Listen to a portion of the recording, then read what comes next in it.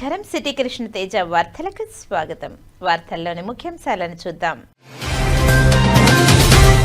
ప్రధానమంత్రి స్వయనిధి పథకం కింద విరివిగా రుణాలు మంజూరు చేయాలి. బ్యాంకర్లకు కేటాయించిన రుణాలను లక్ష్యం మేరకు పంపిణీ చేయాలి. డిఎల్ఆర్సీ 2వ త్రైమాసిక సమావేశంలో ఇన్ఛార్జ్ జాయింట్ కలెక్టర్ తిరుపతి నగరపాలక సంస్థ కమిషనర్ నారపరెడ్డి మౌర్య బ్యాంకర్లకు ఆదేశాలు.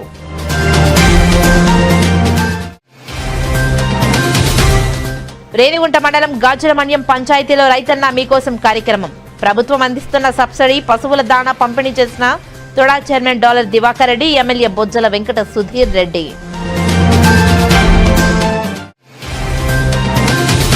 రైతాంగ సమస్యలు పట్టించుకోవాలి, పంటలకు గిట్టుబాటు ధర ఇవ్వాలి. సిపిఎం మాజీ పార్లమెంట్ సభ్యులు Penumalli Madhu demand.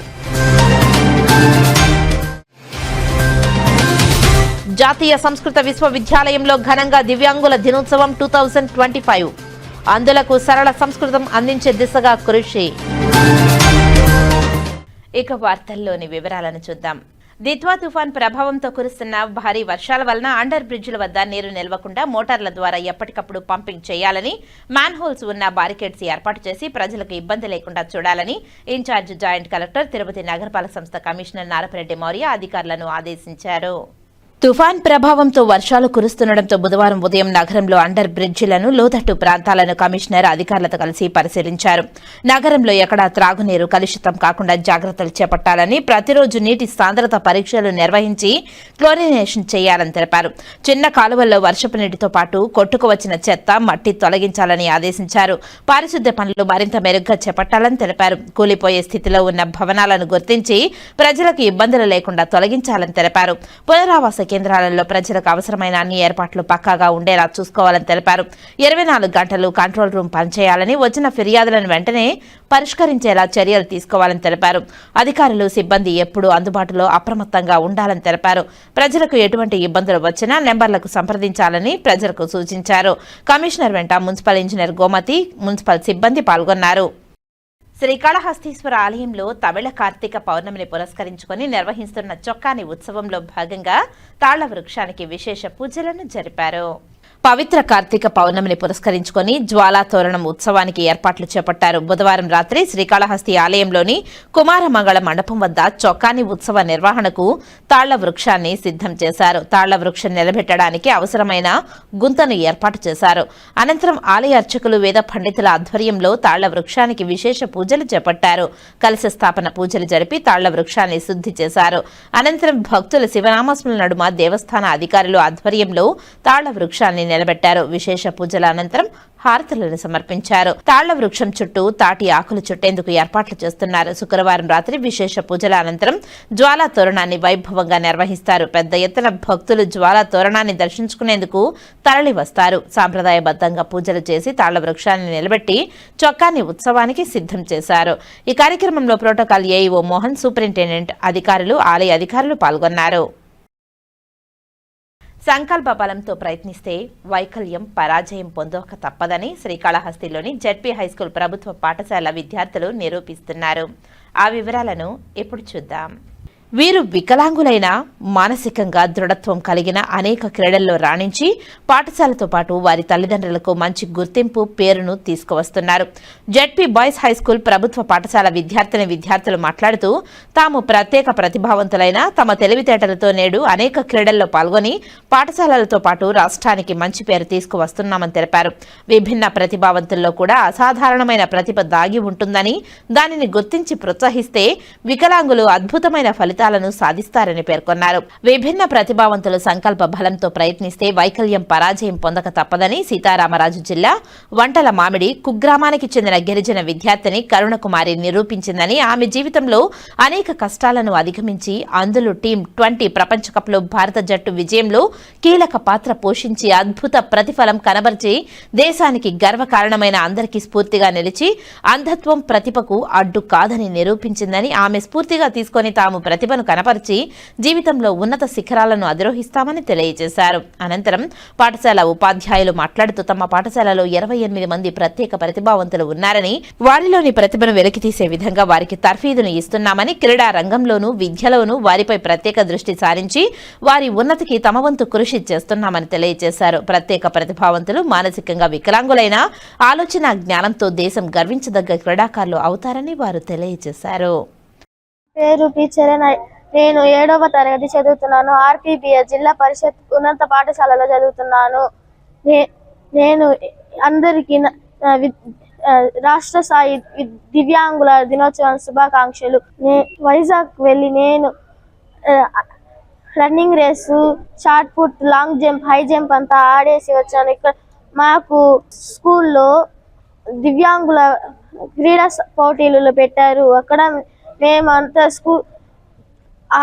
Running race, high jump, long jump అంతా ఆడి మేము స్కూల్కి మంచి పేరు తేవాలని కోరుకుంటున్నాము. మేము పిఈటి టీచర్స్ కానీ వాళ్ళంతా మాకు ఎంతో ప్రోత్సహించి మమ్మల్ని ఎంతో జాగ్రత్త చూసుకొని మాకు అంత గేమ్స్, స్పోర్ట్స్ అంతా నేర్పిస్తున్నారు. వాళ్ళకి నా యొక్క ధన్యవాదములు. స్పెషల్ ఎడ్యుకేషన్ టీచర్ వాళ్ళు వచ్చారు. ఆ మేడం కానీ మాకు ఎంతో బాగా అన్ని నేర్పిస్తూ అంతా చెప్పిస్తూ ఉన్నారు. వాళ్ళకి నా యొక్క ప్రత్యేక ధన్యవాదములు. ప్రపంచ వికలాంగ దినోత్సవం సందర్భంగా అందరూ ఏదైతే ఫిజికలీ హ్యాండిక్యాప్ విద్యార్థులు ఉన్నారో వాళ్ళు ఫిజికలీ హ్యాండిక్యాప్ అనడం కన్నా కూడా ఫిజికలీ ఛాలెంజ్ అనడమే మంచిది. సో వాళ్ళందరికీ కూడా ఈ సందర్భంగా నేను శుభాకాంక్షలు తెలియజేసుకున్నాను. మా పాఠశాలలో దాదాపు 28 మంది ఫిజికలీ హ్యాండిక్యాప్ విద్యార్థులు ఉన్నారు. వాళ్ళని తీసుకొచ్చి చేర్పించడంలో కానీ వారిని మంచి తర్ఫీదు ఇవ్వడంలో కానీ Srimathi Varalakshmi garu IE teacher, inclusive education teacher చాలా ప్రత్యేకమైనటువంటి శ్రద్ధలు వహిస్తున్నారు.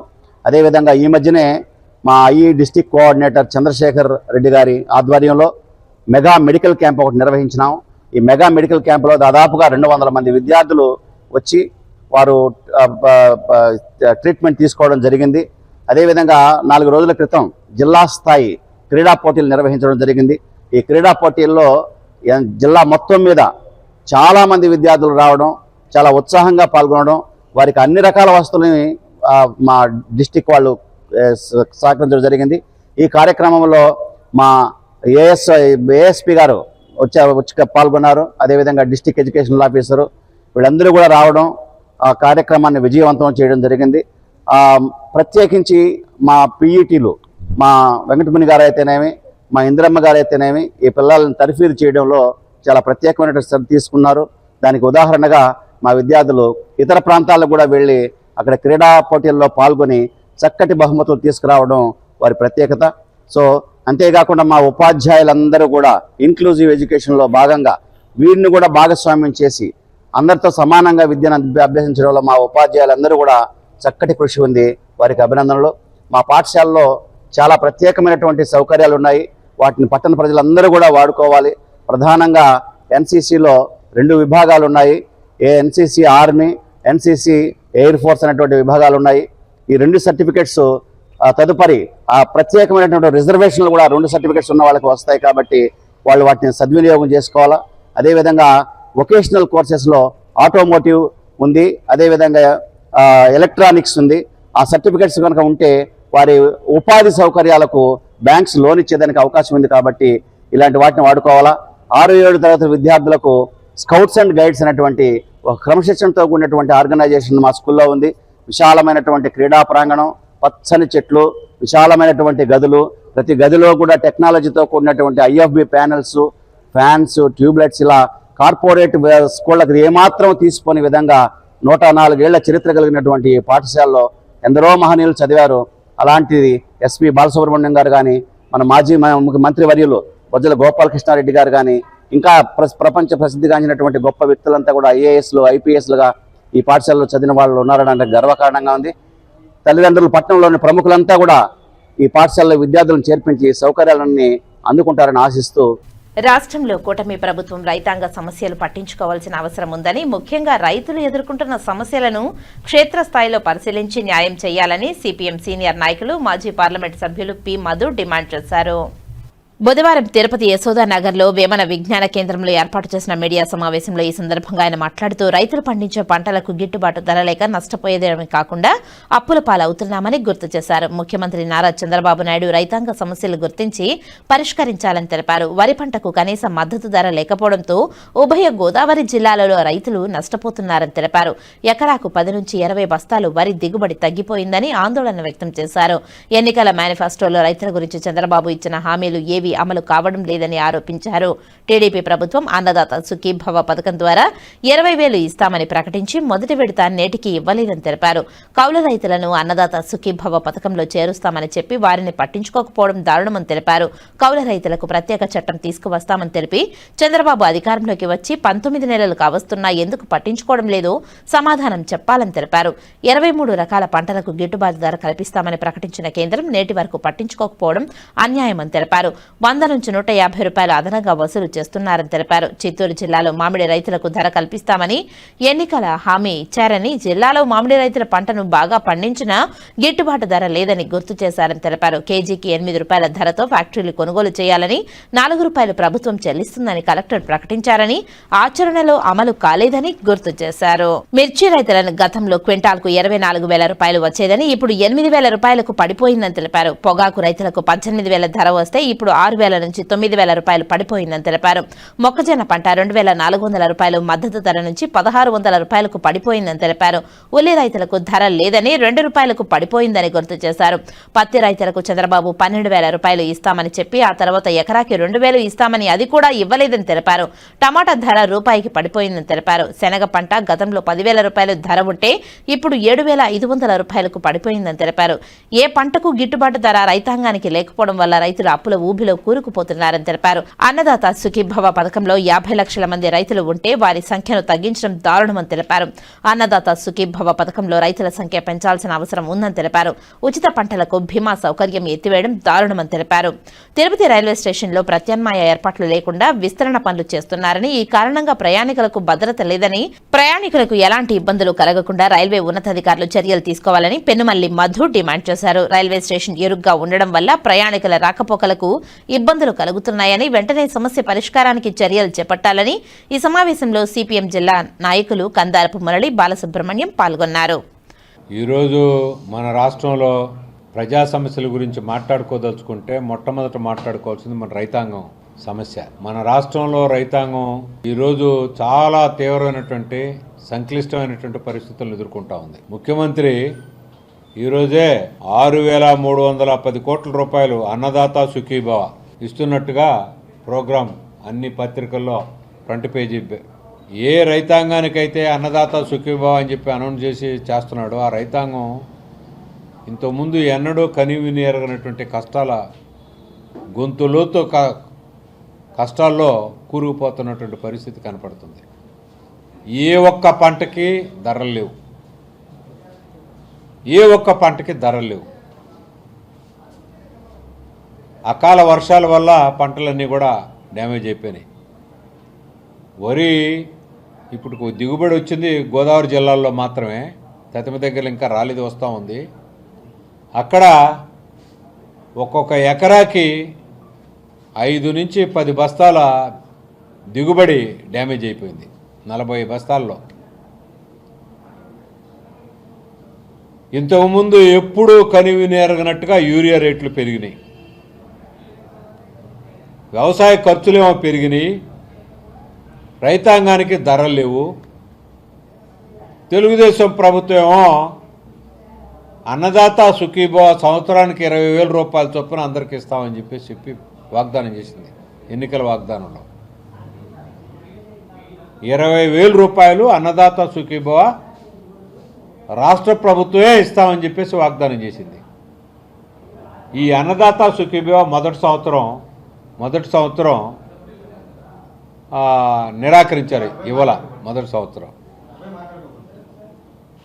సంవత్సరం ఇవ్వకపోవడమే కాదు, కౌలు రైతులకు కూడా అన్నదాత సుఖీభవ ఇస్తా అన్నారు.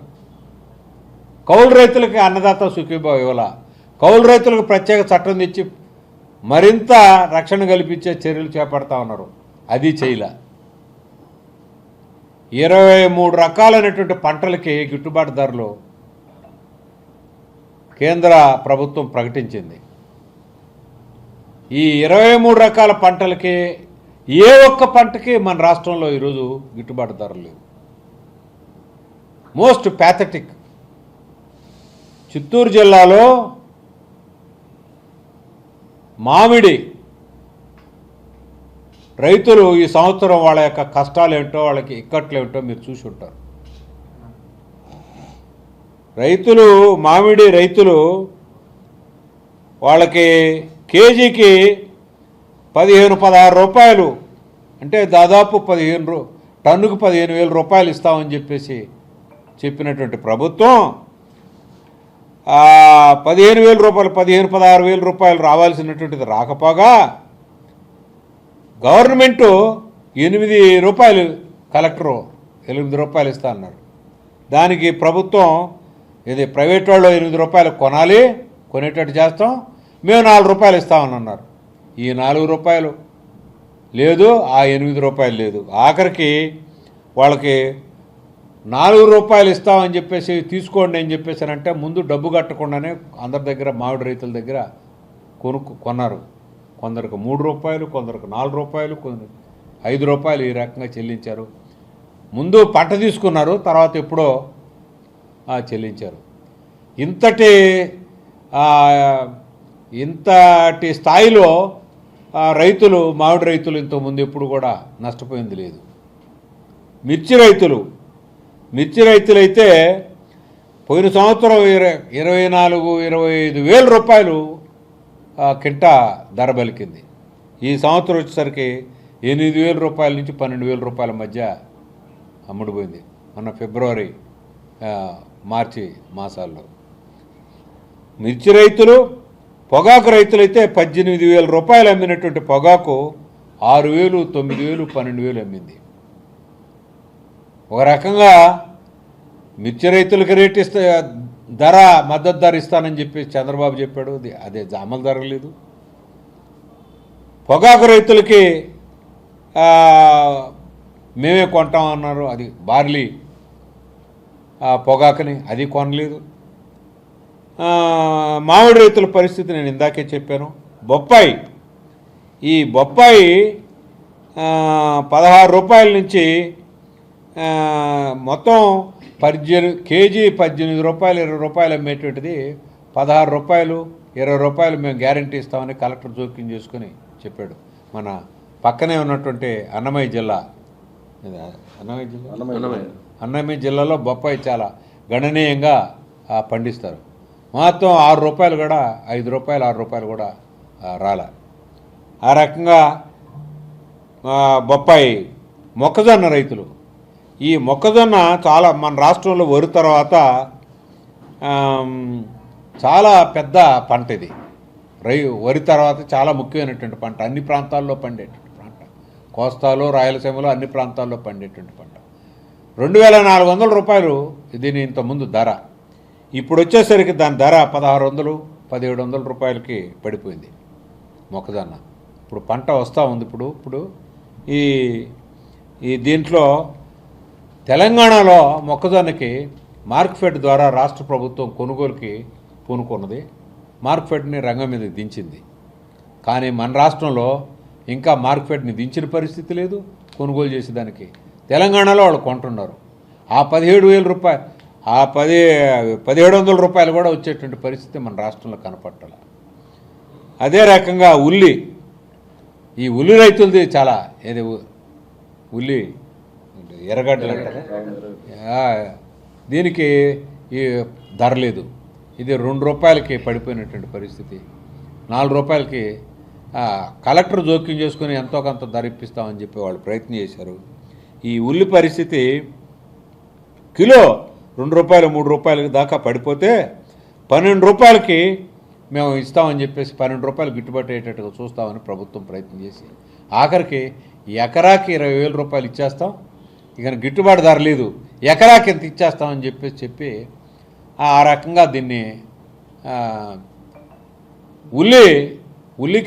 ఉల్లి విషయంలో చాలా పెద్ద ఎత్తున రైతాంగం నష్టపోయారు. ఇంతకుముందు ఎప్పుడు కనివిని ఎరగనటువంటి పద్ధతుల్లో ఉల్లి, టమాటా రూపాయికి అమ్మేటువంటి పరిస్థితి వచ్చేసింది. ఈ ఉల్లికి, మొక్కజొన్నకి, బొప్పాయికి, మామిడికి, పొగాక్కి, మిర్చికి, వీటన్నిటిల్లోనూ కలెక్టర్లు అధికారులు జోక్యం చేసుకొని కొంత చర్చలు జరిపారు. టమాటా కాడికి వచ్చేసరికి అసలు చర్చ లేదు. టమాటాని గురించి మేము ఇంత రేటు ఇప్పిస్తామనేది లేదు. దానికి ఏ రకమైనటువంటి గ్యారంటీ ఇచ్చినటువంటి పరిస్థితి లేదు. ఈ రకంగా శనగ, పప్పు శనగ దాని పరిస్థితి కూడా చాలా ప్యాథటిక్గా తయారైంది. 10,000 రూపాయలకి శనగ, 10,000 రూపాయలు అమ్ముతున్నటువంటి శనగ ఇప్పుడు 5,600 రూపాయలకి పడిపోయింది. 10,000 రూపాయల దాకా పోయిన సంవత్సరం అమ్మింది, ఈ సంవత్సరం పడిపోయింది.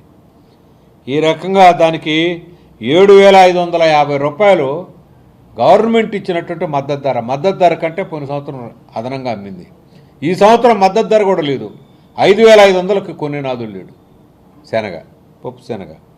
ఈ రకంగా చూస్తే మొత్తం అన్ని రకాల పంటలకి రైతాంగం ధర లేక దివాలా తీసేటువంటి పరిస్థితి వచ్చేసింది.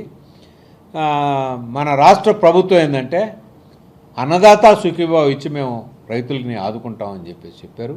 ఈరోజు ముఖ్యమంత్రి రాష్ట్రం అంతా కూడా తిరిగి ఆయన ధరలు ఏర్పాటు చేస్తామని చెప్పేసి ఆ ధరల ఊసే ఎత్తకుండా ఏ ధరలైతే గ్యారంటీ చేస్తామని ఎన్నికల మేనిఫెస్టోలో చెప్పారో దాని ఊసే ఎత్తకుండా ఈరోజు ఈ 6,310 కోట్లు రూపాయలు విడుదల చేస్తున్నట్టుగా ప్రకటించాడు.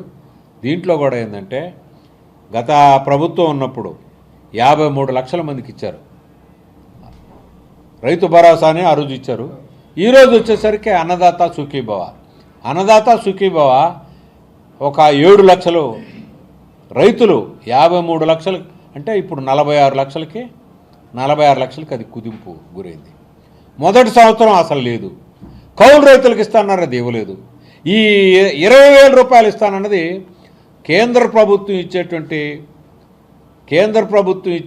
6,000 రూపాయలను కూడా కలిపి ఇప్పుడు చెప్పారు. ఒక సంవత్సరం ఎగిరిపోయింది, కౌలు రైతులకు లేదు, సంఖ్యరీత్యా తగ్గిపోయింది, గిట్టుబాటు ధరలు రాష్ట్రంలో ఏ పంటకి ధర లేదు. అందుకని ఈరోజు రైతాంగం ఇంతకుముందు ఎప్పుడూ కని విని ఎరగనటువంటి కష్టాల్లోకి కుతికల్లోతు కష్టాల్లోకి అప్పుల్లోకి కూరుకుపోతున్నటువంటి పరిస్థితి అనేటువంటిది ఈరోజు కనపడుతుంది. ఉచిత పంటల బీమా అనేటువంటిది ఇంతకుముందు అమలు జరిగేది. ఇప్పుడు ఉచిత పంటల బీమాని మొత్తం ఎత్తేసారు. ఇంతకుముందు రైతు దీంట్లో ఉచిత బీమాలో 3 రకాలైనటువంటి అంశాలు ఉన్నాయి. ఒకటి రైతులు పెట్టేటువంటి వాళ్ళ వాటా, 2 సెంట్రల్ గవర్నమెంట్ ఇచ్చేటువంటి వాటా, 3 రాష్ట్ర ప్రభుత్వం ఇచ్చేటువంటి వాటా. రైతుల వాటా కూడా రాష్ట్ర ప్రభుత్వమే కట్టింది గతంలో. ఇప్పుడు మొత్తం స్కీమునే ఎత్తేసారు. కాబట్టి ఈ ఉచిత పంటల బీమా అనేటువంటిది అమల్లో లేకుండా పోయింది. ఈ రకంగా ఏంటంటే మొన్న అక్టోబర్లో వచ్చినటువంటి అకాల వర్షాలు, తుఫాన్లు, దీంట్లో చాలా పెద్ద ఎత్తున రైతాంగం నష్టపోయారు. ఆ నష్టానికి ఇచ్చినటువంటి హామీలు కూడా అమలు కాలేదు. ఈ రకంగా మొత్తంగా చూసినప్పుడు ఏంటంటే మనకు కొట్టొచ్చినట్టు కనపడేటువంటిది భారీగా పెట్టుబడులు పెరిగినాయి. యూరియా బస్తాకి ఒక్కొక్క బస్తాకి 100 రూపాయలు, 50 కిలోల బస్తాకి 100 రూపాయల నుంచి 150 రూపాయలు ఎక్కువ పెట్టి యూరియా షార్టేజ్ వల్ల ఎక్కువ పెట్టి కొనాల్సినటువంటి పరిస్థితి వచ్చింది. ఈ రకంగా రకరకాలైనటువంటి రూపాల్లో రైతాంగం ఏమో ఖర్చులు ఎక్కువ పెట్టారు, పంటలకేమో ధరలు లేవు. ఈ స్కీము ఏది అన్నదాత సుఖీభావ స్కీము కోతకి గురైంది. అందువల్ల మేము ఈరోజు వెంటనే తక్షణం రాష్ట్ర ప్రభుత్వం కౌలు రైతాంగానికి ఇచ్చినటువంటి హామీ ప్రకారం 20,000 రూపాయల చొప్పున వాళ్ళకి రైతు సుఖీభావ అన్నదాత సుఖీభావ కార్యక్రమం అమలు జరపాలని చెప్పి డిమాండ్ చేస్తున్నాం. అదే రకంగా 53 లక్షల రైతాంగానికి గతంలో ఏదైతే అన్నదాత సుఖీభావ అనేటువంటిది ఇంతకుముందు అమలు జరిగిందో రైతు భరోసా పేరుతో, ఇప్పుడు దాన్ని 46 లక్షలకి 43 లక్షలకి కోత విధించారు. ఆ 46 లక్షల్ని 53 లక్షలు చేయమని చెప్పేసి మేము డిమాండ్ చేస్తున్నాం. ఆ రకంగా ఈరోజు పంటలకి ధర లేకుండా చేసి గిట్టుబాటు ధరలు 23 రకాలైనటువంటి పంటలకి ఇస్తే ఇందులో తెలంగాణ గవర్నమెంటు మొక్కజొన్న పంటలకి పెసలు, మినువులు, అపరాలు అంటారు చూడండి, ఆ పెసలు, మినువులు, ఈ పప్పు ధాన్యాలకి మార్కెట్ ఫెట్ని దించింది తెలంగాణ ప్రభుత్వం. మన రాష్ట్ర ప్రభుత్వం మార్కెట్ ఫెట్ని దించాల. ఈరోజు పేపర్లో ఉంది, ఇవాళ పేపర్లో చూడండి, తెలంగాణ ప్రభుత్వం దించింది, మన రాష్ట్ర ప్రభుత్వం దించలేదని కొన్ని పేపర్లు రాసినాయి ఇవాళ. అందుకని ఈరోజు వెంటనే రైతాంగానికి ప్రత్యేకంగా మొక్కజొన్న లాంటి పంటలకి వరి ధాన్యం రాబోతూ ఉంది. వచ్చేటువంటి సీజన్ స్టార్ట్ ఇంకా కొద్ది రోజుల్లో అవి కూడా బయటకు వస్తాయి. కోతలు ప్రారంభమైనాయి కృష్ణా, గుంటూరు జిల్లాలన్నింటిలో. గోదావరి జిల్లాల్లో ఆల్రెడీ అయిపోయినాయి, కోతలు అయిపోయినాయి.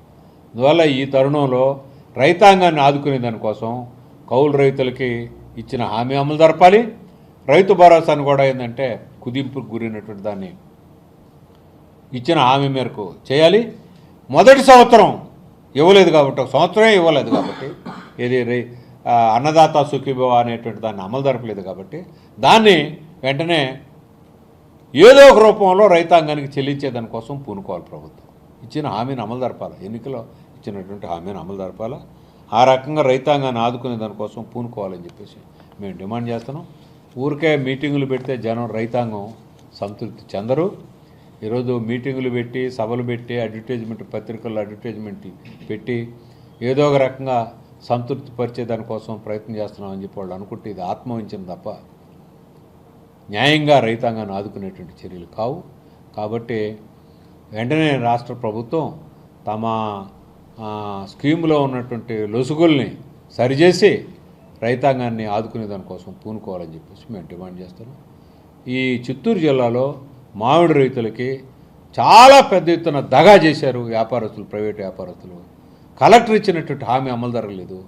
అందుకని మామిడి కాయ తీసుకున్నారు, పల్ప్ కోసం ఫ్యాక్టరీ యజమానులు వాటిని వాడుకున్నారు. ఈ డబ్బు ఇచ్చే కాడికి వచ్చేసరికి 3 రూపాయలకి 2 రూపాయలకి ఇచ్చే పరిస్థితి వచ్చేసింది. దీన్ని వెంటనే కలెక్టర్ జోక్యం చేసుకొని చేయాలని చెప్పేసి. ఆఖరి విషయం ఏంటంటే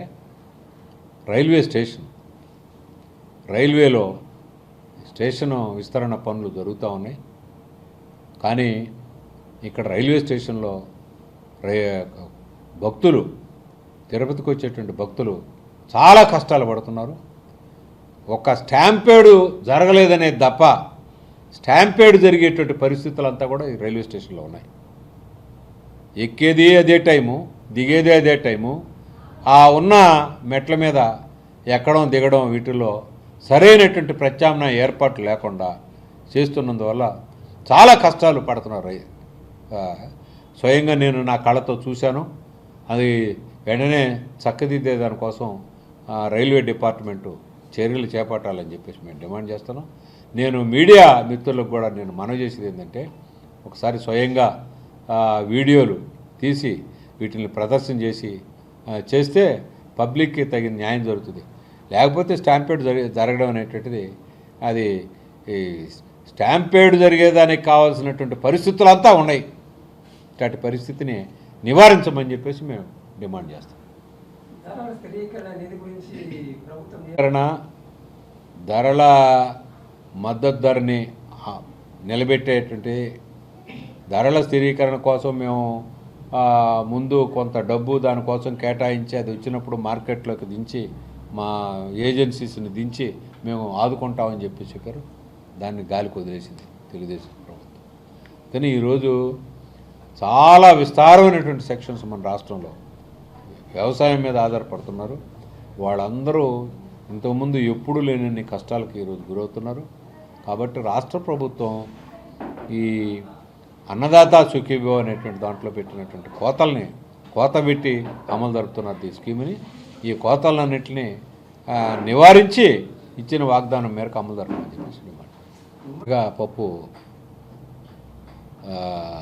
దానికి 7,600 రూపాయలు దానికి మద్దతు ధర. దీనికి రైతుల దగ్గర 5,500 రూపాయలకి ప్రభుత్వం సేకరించి వ్యాపారస్తుల దగ్గర శనగ వ్యాపారస్తుల దగ్గర 7,500 రూపాయలకి 2,000 రూపాయలు సబ్సిడీ ఇచ్చి 7,500 రూపాయలు సేకరించి రైతులకి 5,000 చిల్లరకి ఇస్తున్నారు.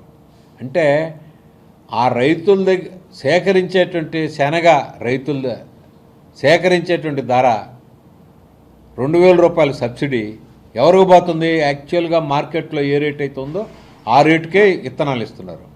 ఆ విత్తనాల కోసం సేకరించేటువంటి ప్రభుత్వ ఏజెన్సీస్ ప్రభుత్వం 7,500 రూపాయలకి ట్రేడర్ దగ్గర కొంటున్నారు.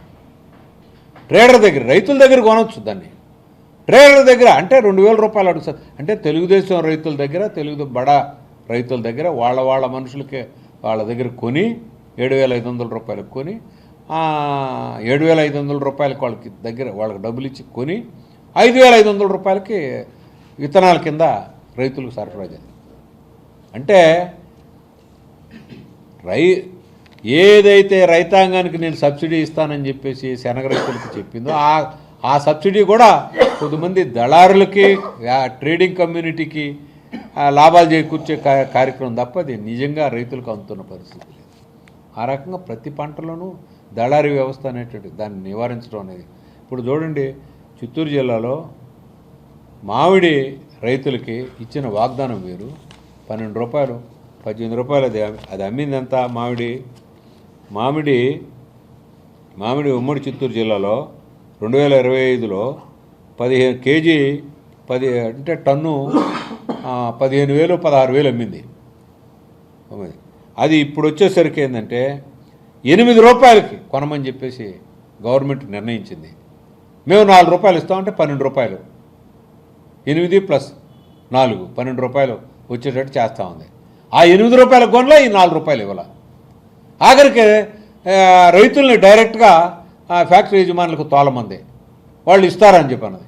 వాళ్ళు ఇచ్చేటప్పటికి 3 రూపాయలకి 4 రూపాయలు ఇస్తున్నారు. ఇప్పుడు ఆ 8 రూపాయలు పోయింది, ఈ 4 రూపాయలు గవర్నమెంట్ ఇచ్చేటువంటి 4 రూపాయలు పోయింది. ఒక రకంగా చాలా నెట్టేట ముంచేశారు రైతాంగాన్ని. జిల్లా కలెక్టరే జోక్యం చేసుకొని 8 రూపాయలు 4 రూపాయలు మేము ఇస్తాం, 8 రూపాయలు ప్రైవేట్ ట్రేడర్ కొనాలని చెప్పేసి ఆదేశాలు సర్క్యులర్ జారీ చేశాడు జిల్లా కలెక్టర్. అమలుదారుల చాలా అన్యాయం రైతుల విషయంలో. అదే ఇంకో దగ్గర అయితే ఊరుకుంటారు ఎవరన్నా. అందుకని రైతాంగాన్ని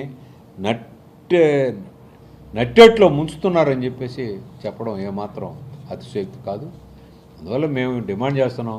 ఈరోజు రాష్ట్రం ఏ పేపర్ అన్నా చూడండి, అన్ని పేపర్లో ఫ్రంట్ పేజీలంతా అడ్వర్టైజ్మెంట్ ఇచ్చారు.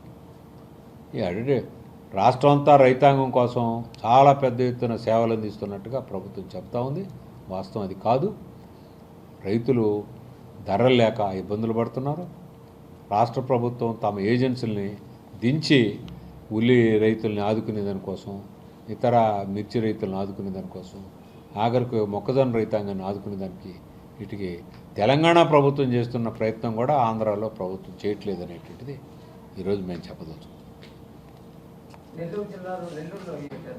నెల్లూరులో మాదక ద్రవ్యాల యొక్క విచ్చలవిడితనం అనేటువంటిది మా పెంచలే మర్డర్తో ఫోకస్ అయిందని పత్రికలు రాసినాయి.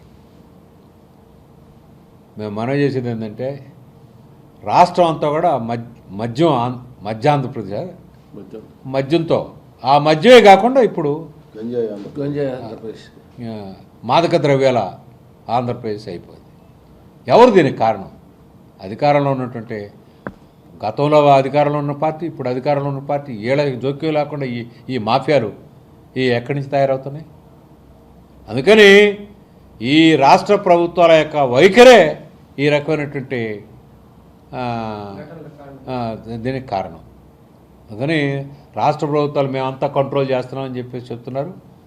వాళ్ళు పూర్తిగా రాజకీయం దిగజారి ఇట్లాంటి మాఫియాని వాళ్ళ యొక్క ఎన్నికల ప్రచారాల కోసం వాళ్ళు వినియోగిస్తున్నారనేది దీంట్లో కనపడుతుంది. తొలితరం కమ్యూనిస్టు కామ్రేడ్ గంధమనేని శివయ్య 47వ వర్ధంతి సందర్భంగా భారత కమ్యూనిస్టు పార్టీ శతాబ్ది ఉత్సవాలను ఘనంగా నిర్వహించారు. భారత కమ్యూనిస్టు పార్టీ శతాబ్ది ఉత్సవాలను పురస్కరించుకుని బుధవారం ఉదయం తిరుపతి గంధమనేని శివయ్య మెమోరియల్ సొసైటీ ఆధ్వర్యంలో భారతదేశంలో 100 కమ్యూనిస్టు ఉద్యమం, సామాజిక, రాజకీయ, సాంస్కృతిక రంగాలపై దాని ప్రభావం అనే అంశంపై రైతు సంఘం రాష్ట్ర ఉపాధ్యక్షులు రామానాయుడు అధ్యక్షతన సదస్సు నిర్వహించారు. సిపిఐ ఎంఎల్ న్యూ డెమోక్రసీ రాష్ట్ర అధికార ప్రతినిధి పి ప్రసాద్ మాట్లాడుతూ నేడు ఆర్ఎస్ఎస్ కార్పొరేట్ ప్రభంజనంలో కమ్యూనిస్టు పార్టీ పార్లమెంట్లో అడుగు పెట్టలేకపోతున్నాయని తెలిపారు. పొత్తులతో కూడి గెలవలేని పరిస్థితి ఏర్పడిందని తెలిపారు. ఒక్క సీటు కూడా బూర్జావా పార్టీలను వెంబడించాల్సిన పరిస్థితి ఉందని తెలిపారు. సమస్యలపై ఉద్యమాలతో పాటు పార్టీ నిర్మాణాన్ని బలోపేతం చేసుకోవడంపై దృష్టి సారించాల్సి ఉందని తెలిపారు. అన్ని కమ్యూనిస్టు పార్టీలతో ఆంతర్గిక సమీక్ష చేసుకోవాల్సిన అవసరం ఎంతైనా ఉందని తెలిపారు. 100 ఏళ్ల కమ్యూనిస్టు పార్టీ చరిత్రను నెమరవేసుకుంటున్న తరుణంలో వైఫల్యాలను కూడా సమగ్రంగా చర్చించుకోవాలని తెలిపారు. పార్లమెంటరీ వామపక్షాలు నేడు పాసిస్ట్ పాలకులు పాలిస్తున్నారని, రాజ్యాంగాన్ని నెట్టివేసి పాసిస్ట్ రాజ్యాంగాన్ని నిర్మించేందుకు కుట్ర చేస్తున్నారని తెలిపారు. అదే జరిగితే దేశానికి, ప్రజాస్వామ్యానికి ప్రమాదకరమని తెలిపారు. కమ్యూనిస్టులు బలహీనపడ్డ ఆ పార్టీ భావజాలం సమాజంలో ప్రజల సమస్యలో బలంగా ఉందని తెలిపారు. సమాజంలో ప్రతికూల పరిస్థితులు ఉన్న సైద్ధాంతిక పోరాటాలకు వెనకాడకూడదని తెలిపారు. ధనిక దేశాల నిర్ణయాలతో శ్రమ మీద బతకడం పోయి ఈజీ మనీకి అలవాటు చేస్తున్నారని అన్నారు. రియల్ ఎస్టేట్ రంగంలోనే పెట్టుబడులు ఉన్నాయని, దీని ద్వారా ఉత్పత్తి పెరుగుతుందని తెలిపారు.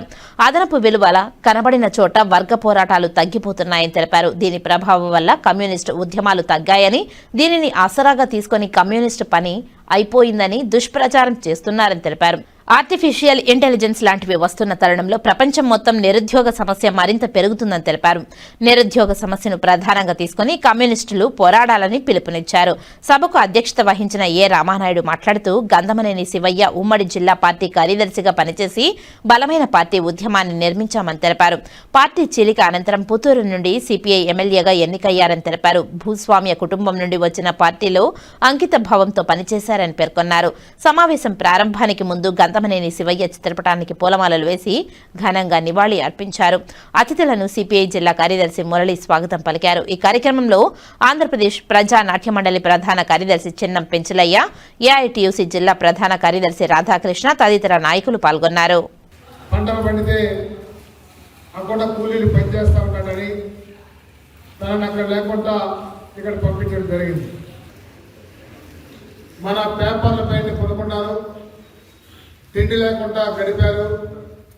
ఈతాకు చేపల పైన కొనుక్కున్నారు. పెద్ద భూస్వాముడు పుట్టిన కృష్ణారెడ్డి కూడా ఒక రకంగా భూస్వామి కుటుంబమే. ఆయన బిఏ చదువుకొని పార్టీలో పనిచేశారు.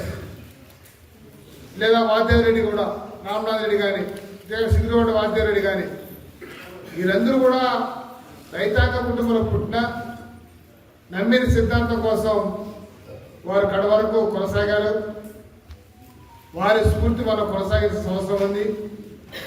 గంధమనేని శివయ్య మరణి ముందుగానే ఈ జిల్లాలో కమ్యూనిస్ట్ పార్టీ పునర్నిర్మాణం చేయడం కోసం తులసేందర్ గారిని, తర్వాత కొంతమంది లీడర్ని ఏఎస్ఎఫ్ ద్వారా తీసుకురావడం ద్వారా గుంటూరులో చదువుకుంటున్న నారాయణ గారిని తీసుకొచ్చుకొని ఇక్కడ జిల్లా పార్టీ నిర్మాణంలో భాగస్వామ్యం చేయడం ద్వారా మరలా పునర్నిర్మాణం చేయడం కోసం పూనుకోవడం జరిగింది. ఆ సందర్భంలోనే కృష్ణారెడ్డికి బతుకున్నప్పుడే గంధమనేని శివయ్య పేరుతో ఒక మెమోరియల్ సొసైటీ ఏర్పాటు చేసుకోవాలా, దాని ద్వారా సోషల్ యాక్టివిటీస్, పార్టీ కార్యక్రమాలు నిర్వహించుకోవాలని ఉద్దేశిస్తూనే గంధమనేని శివయ్య సొసైటీని, మెమోరియల్ సొసైటీని స్థాపించడం జరిగింది. దాని పెడితే కళ్యాణ మండపం ఇవన్నీ కూడా నడుస్తున్నాయి. ఈరోజు ఆయన వర్ధంతి ప్రతి సంవత్సరం జరుపుకుంటూ ఉన్నాం. ఏదో ఒక సబ్జెక్ట్ పైన విశ్లేషణ చేసుకునే పరిస్థితి ఉండేది. ఈరోజు భారత కమ్యూనిస్ట్ పార్టీ 100 సంవత్సరాలు పూర్తయిన సందర్భంగా ఈ సంస్కృతి సాంప్రదాయాలపైన, నేడు భారతదేశ వ్యాప్తంగా జరుగుతున్న దాడులపైన, పాలక వర్గాలు చెల్లిస్తున్నటువంటి విధానాలపైన రాబోయే కాలంలో ఎలాంటి పోరాటాలు చేసుకోవాలో, ఈరోజు సంస్కృతి సాంప్రదాయాలపైన జరుగుతున్న దాడుల్ని మనం ఎలా ఎదుర్కోవాలో, బీజేపీ అనుసరిస్తున్న ఆర్థిక విధానాలు కానీ లేదా దానికి అనుగుణంగా ఉన్నటువంటి పార్టీల వినోదలు, ఈరోజు టీడీపీ కావచ్చు, జనసేన కావచ్చు, కూటమిలో ఉన్నటువంటి ఎన్డీఏ కూటమిలో ఉన్నటువంటి ప్రభుత్వాలు, పార్టీలు అనుసరిస్తున్నటువంటి విధానాలపైన ఈరోజు సెమినార్ పెట్టుకోవడం జరుగుతోంది. ఈ సెమినార్కి మార్క్సిస్టు విశ్లేషకులు తమిళ కోటి ప్రసాద్ గారు వచ్చారు. రాజకీయ విశ్లేషకుడు ఒక్క చెప్పిన మార్క్సిస్ట్ మేధావి పాపారావు గారు. వారి కుటుంబం మొత్తం కమ్యూనిస్ట్ పార్టీ కుటుంబమే. బాహాటంగా కమ్యూనిస్ట్ పార్టీని చెప్పకపోయినా మాకందరూ కూడా రాజకీయ పాఠశాలలో పాఠాలు చెప్పారు. ఆయన అపర మేధావి. ప్రపంచ ఆర్థిక వ్యవస్థలపైన మంచి పట్టున్నది. భారతదేశ ఆర్థిక విధానాలపై కూడా మంచి పట్టున్నది. కాబట్టి పాపారావు గారు కూడా మన సెమినార్కి వచ్చారు. మొదట మన యొక్క సెమినార్ని ఉద్దేశించి మార్క్సిస్ట్ మేధావి చాలా విషయాలు అపర చాణికుడైనటువంటి ఈరోజు కోటి ప్రసాద్ గారు మన ఉద్దేశించి మాట్లాడతారు. వ్యూహాత్మకంగానే వెనక్కి తీసుకెళ్ళడానికి ఒక ప్రతీకాత్మ విప్లవ శక్తిగా ఆవిర్భవించింది 1925 సెప్టెంబర్ 27. దీన్ని ముందు వైపుకి విప్లవాత్మకంగా ప్రగతిశీల పదంలో సమాజాన్ని నడిపించడానికి, కొత్త సమాజం యొక్క ఆవిర్భావం కోసం ఏర్పడింది భారత కమ్యూనిస్ట్ పార్టీ.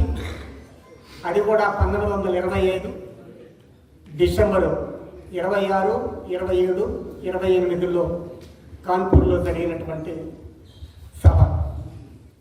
ఈ రెండింటికి ఒక పరిస్థితి, భౌతిక పరిస్థితి ఉంది. సహాయ నిరాకరణోద్యమం చాలా విస్తృతంగా, లోతుగా, సమర్శీలంగా సాగిన ఉద్యమం సాంప్రదాయంగా కాంగ్రెస్ ద్వారా అనేది జరిగింది. ముఖ్యంగా గాంధీ ఇంగ్లాండ్ నుంచి దక్షిణాఫ్రికాకి, తిరిగి దక్షిణాఫ్రికా నుంచి ఇండియాకి వచ్చిన తర్వాత ఆయన రథసారథిగా మార్చినటువంటి పెద్ద ఉద్యమం సహాయ నిరాకరణోద్యమం. అంతకుముందు అఖిల భారత ఖిలాఫత్ ఉద్యమం నడిపిన, దానికంటే ముందు ఖేడా, చంపారన్, అహ్మదాబాద్ లాంటి కొన్ని ఉద్యమాలు నడిపిన, ప్రధానంగా దేశవ్యాప్తమైనటువంటి ఉద్యమంగా సాగింది సహాయ నిరాకరణోద్యమం. 1920-21లో సాగింది. ఆ సహాయ నిరాకరణోద్యమంలో భాగంగా ఉత్తరప్రదేశ్లో గోరఖ్పూర్ జిల్లాలో చౌరీ చౌరాలో రైతాంగం తిరగబడి కాల్పులు జరిపిన పోలీసుల మీద తిరగబడ్డ ఫలితంగా ఒక ఘటన జరిగింది. పోలీస్ స్టేషన్ మీద ప్రజలు తిరగబడి అగ్నికి ఆహుతి చేయడం జరిగింది. ఆ ఘటనని సాకుగా చూపెట్టి గాంధీ చౌరీ చౌరా లాంటి పునరావృతం కాకుండా ఉండాలంటే సహాయ నిరాకరణోద్యమం విరమణ మాత్రమే పరిష్కారం అని చెప్పి భావించి బార్డోలీ తీర్మానం చేసి దాన్ని విరమించడం జరిగింది. దేశంలో ఒక తీవ్రమైన నిరాశ, నిస్పృహలు ఏర్పడి అది రాజకీయ రంగంలో స్తబ్దతకి దారితీసింది.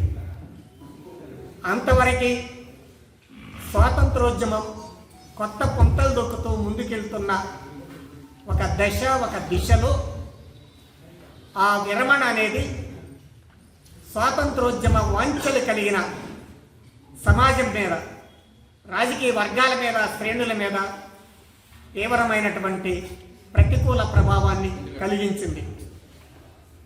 దానిని కొంతమంది చరిత్రకారులు, స్వాతంత్రోద్యమాన్ని నిర్వచించిన చరిత్రకారులు, అది ఒక వ్యాక్యూమ్ ఏర్పడింది, అంటే ఒక శూన్యత ఏర్పడింది భారతీయ సమాజంలో ఆ దశలో అని చెప్పడం జరిగింది.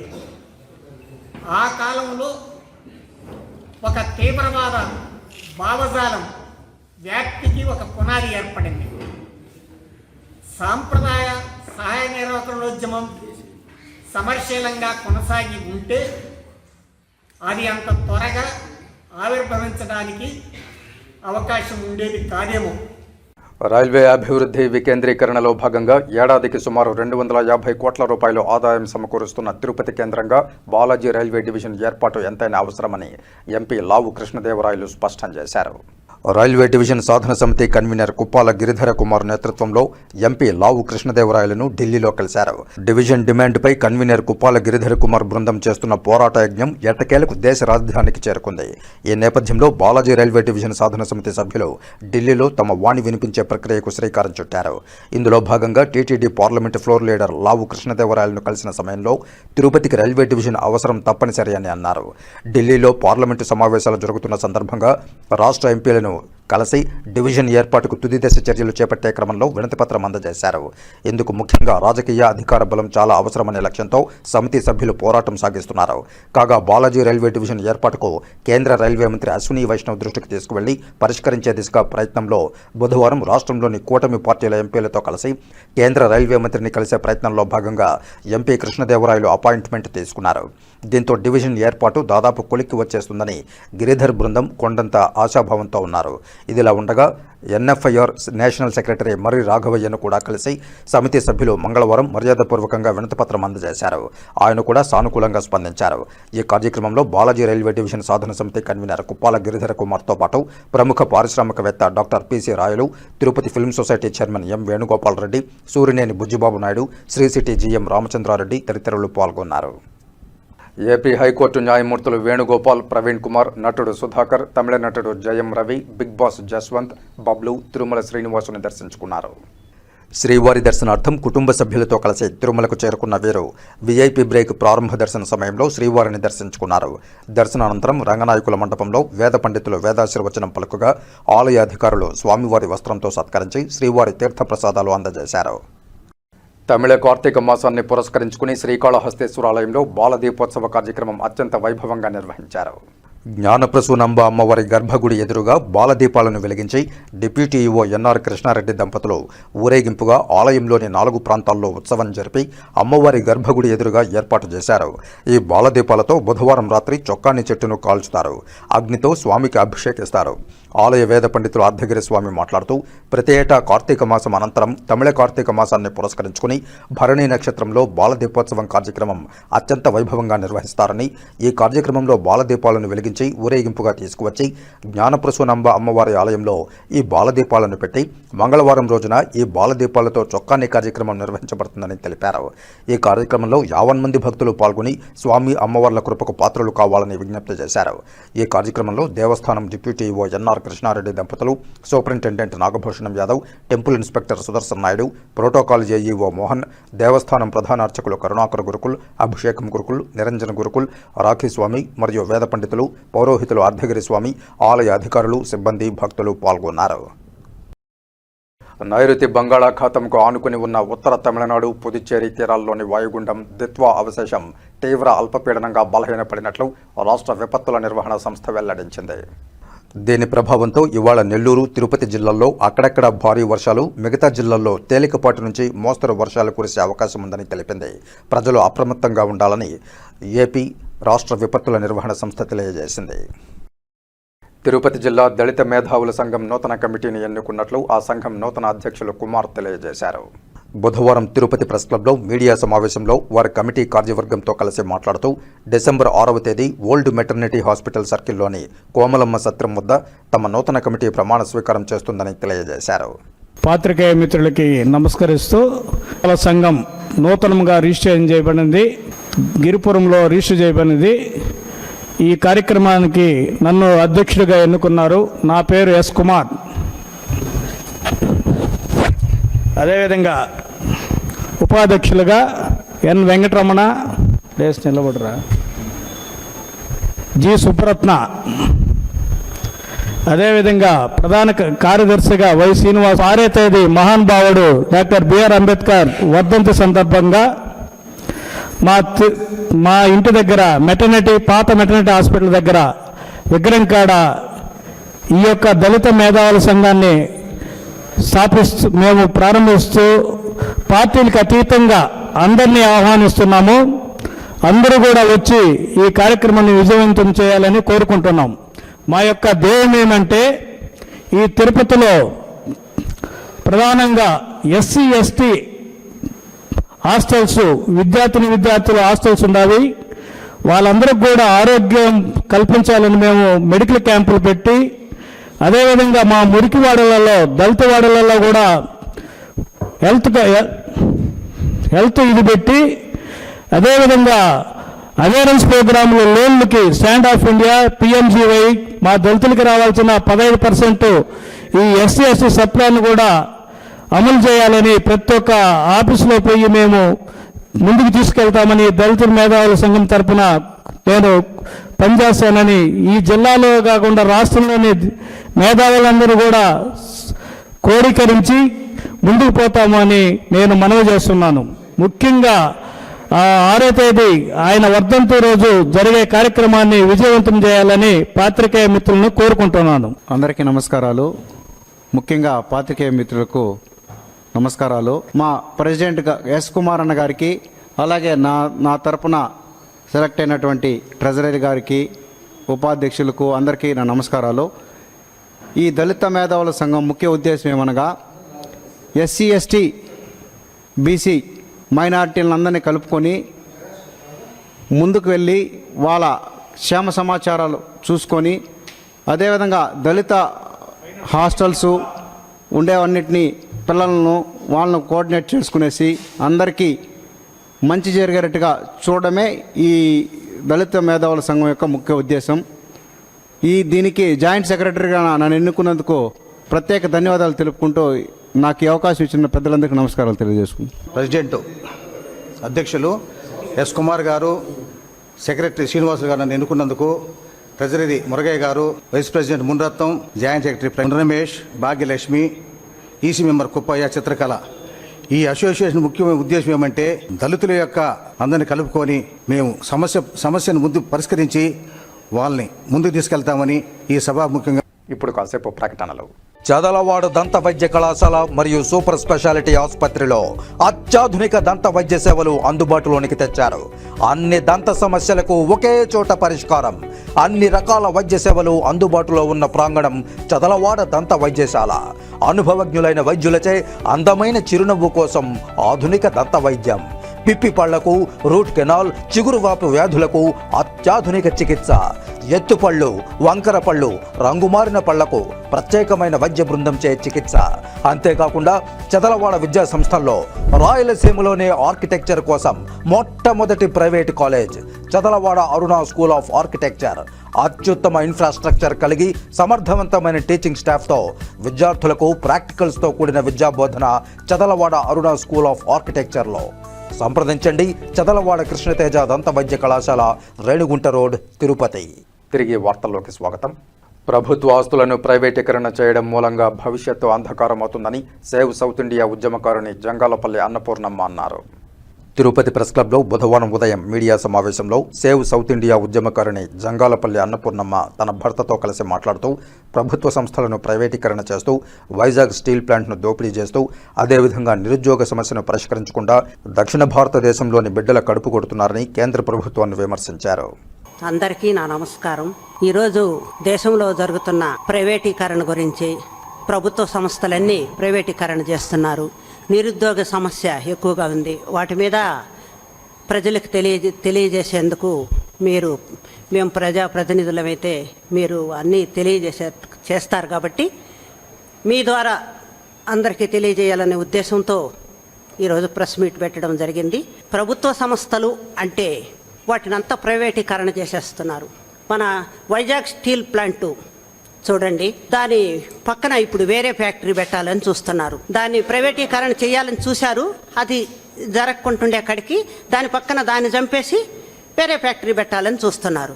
అసలు ఆ వేరే ఫ్యాక్టరీ పెట్టి దాన్ని డెవలప్ చేసేదానికంటే మన ఫ్యాక్టరీనే, మన ప్రజల ఫ్యాక్టరీనే 5,000 కోట్లతో చేసిన 5,000 కోట్లతో ప్రారంభమైన ఆ ఫ్యాక్టరీ ఈ పొద్దు 50,000 కోట్లు వద్దంటే ఉంటుంది దాని ఆస్తి విలువ. దాన్ని ప్రైవేటీకరణ చేసేదానికంటే దాన్ని కాపాడుకోవచ్చు కదా. ప్రభుత్వ ధనం దాని మీద పెట్టి దాన్ని కాపాడుకోవచ్చు. కానీ వీళ్ళు ఏం చేస్తున్నారంటే మన ప్రజల సొత్తునంతా తీసుకుపోయి అదాని అంబానీలకు దోచిపెట్టేందుకు వాళ్ళని తీసుకొచ్చి అన్ని ప్రైవేట్లు చేస్తున్నారు. కాబట్టి అప్పటికి మన దేశం, మన నాయకులు, కాంగ్రెస్ పార్టీలో ఉన్నప్పుడు నాయకులు మనకు ప్రభుత్వాన్ని మంచిగా చేసి పెట్టి ఈ పొద్దు తీసుకుపోయి వేరే వాళ్ళకి దారదత్తం చేస్తున్నారు అంటే ఇది ఏం ప్రజాస్వామ్యం ఇది? మన నాయకులు అంత కష్టపడి అంత చేసి ప్రాణాలు త్యాగాలు చేసి మనకు ప్రాజెక్టులు కట్టినారు, అప్పుడు మనకు సంస్థలను చేసినారు. మన సంస్థల్ని మన ప్రజా సమస్యల్ని మనం పరిష్కరించుకొని మనము ఇప్పుడు చంద్రబాబు గారు వచ్చారు. చంద్రబాబు గారిని గెలిపించినాం. ఎందుకు గెలిపించినాము? మూడు రాష్ట్రాలు అని ఇదవుతా ఉంటే మనకు రాష్ట్రం అనేది మనకు రాజధాని అనేది ఉండాలి కాబట్టి అతన్ని గెలిపించుకున్నాక అతను బాగానే చేస్తున్నాడు. అది మనం కూడా స్వాగతిస్తున్నాం, చేస్తున్నాడు బాగానే అని. కానీ ఇదే చంద్రబాబు నాయుడు ప్రైవేటీకరణకి ఎందుకు ఒప్పుకుంటున్నాడు? ఆ స్టీల్ ప్లాంట్ని ఎందుకు చంపేయాలనుకుంటున్నాడు?